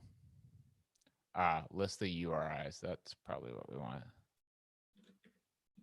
But it still looks like it's hanging. Oh, I bet this has to do with a problem I've seen before. All right. I do really want to get this. Okay, yeah.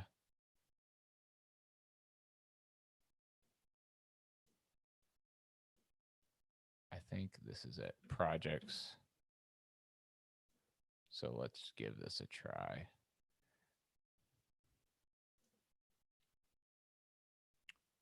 Okay. Default. And let's see. This should be Crossplane. Playground was, which once again, if we had an actual network created,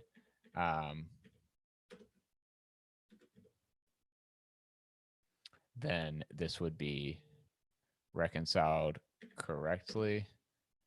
Let's see here. Not specified. Source subnetwork IP ranges to NAT. Source subnetwork, I think we do have that. So I'm wondering if we forgot to include that here.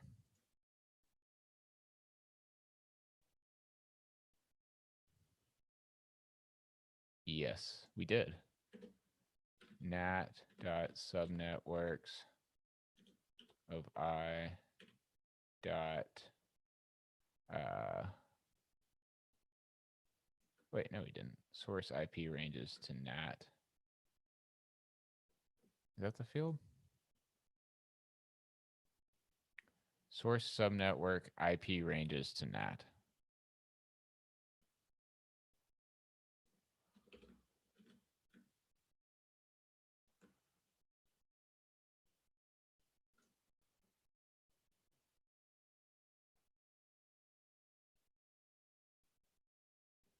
Let's try this.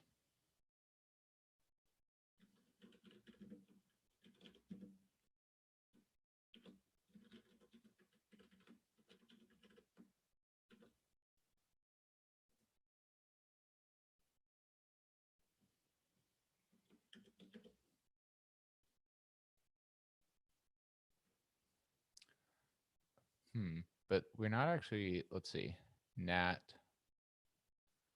Oh, here, let's try this. Here we go.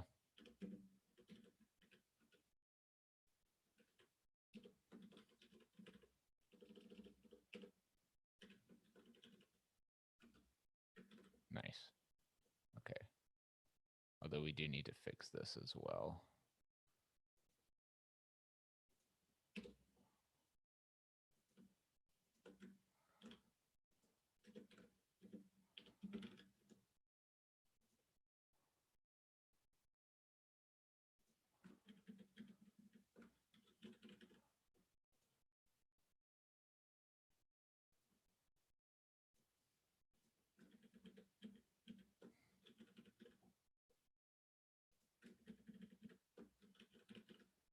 Okay.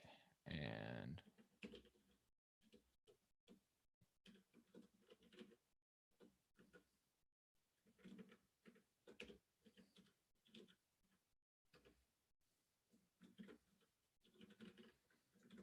okay.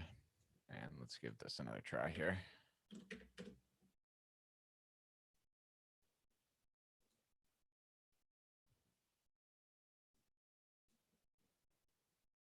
All right. What do we see here? Google APIs. External resource is up to date. Okay, so that's a bit of a misnomer, right? Because we're saying it's up to date always. So that's obviously not super helpful. But I'm going to pull over here network services. Here, I'll pull it over so folks can see what I'm doing here. Can't remember exactly. Let's see. Was it cloud routers, I believe? Yep. So here it is. So this is the exact one we created. So definitely have some more work to do around this. Um, but we're able to create it, right? And here's our default NAT with the gateway range. And let's go ahead and try and delete it. That should also work, I would imagine. Um, we're getting some interesting cannot delete external resource, is not ready. Resource is not ready. Interesting. But anyway, it is pretty cool that we were able to implement that. Okay, it did clean it up. Interesting. Um, but yeah, we were able to implement that and get it to create, which gets us one step closer. I'll clean this up and get a PR open for actually, like doing this with some confidence. Um, but yeah, that's a good start for us. I think we tackled probably the hardest resource out of all of the ones on this list here. And especially these different services, we could probably knock out maybe even all of these in a single stream. So that router proved to be pretty large. But for instance, if we look at the health check service here and take a look, let's see here. It's going to take it a minute to spin up. But yeah, let's see. I want to take a quick look. I know we need to wrap up, but I want to take a quick look before we finish. And see. Also, maybe I'm gonna let's get a good. We should get a Twitter post out of it, right? Um, for accomplishing this in this stream. I feel like we deserve that. But yeah, see, look at this. We don't have hardly any nested types here. Maybe just none. Period. For something like this health check service, so it should be really straightforward to implement. So we definitely made a lot of progress on this today. So thanks for coming along, folks. Um, and I just recreated that so we can get the Twitter photo. Let me pull it back up again, and we'll take a picture. I guess I could screenshot the replay of the live stream as well, but it's not quite the same. Okay.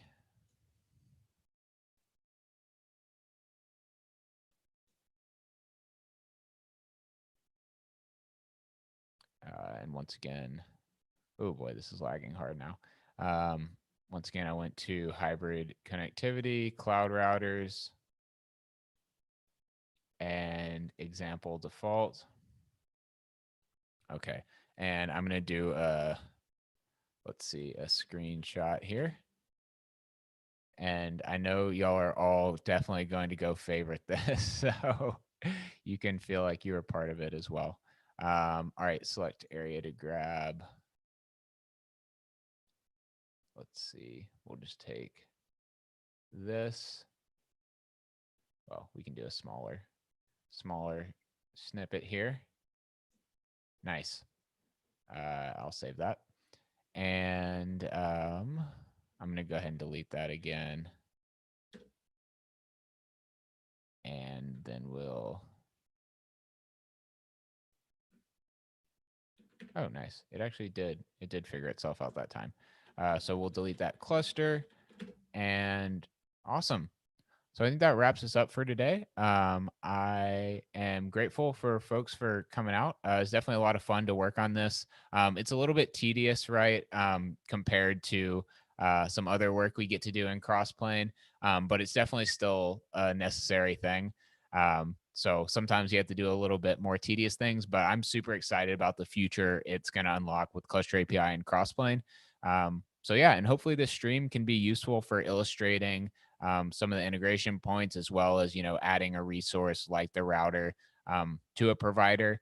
So yeah, I hope this serves as a reference. And with that, I'll sign off, and I'm sure we'll have another stream soon. So thanks for joining. Have a good week.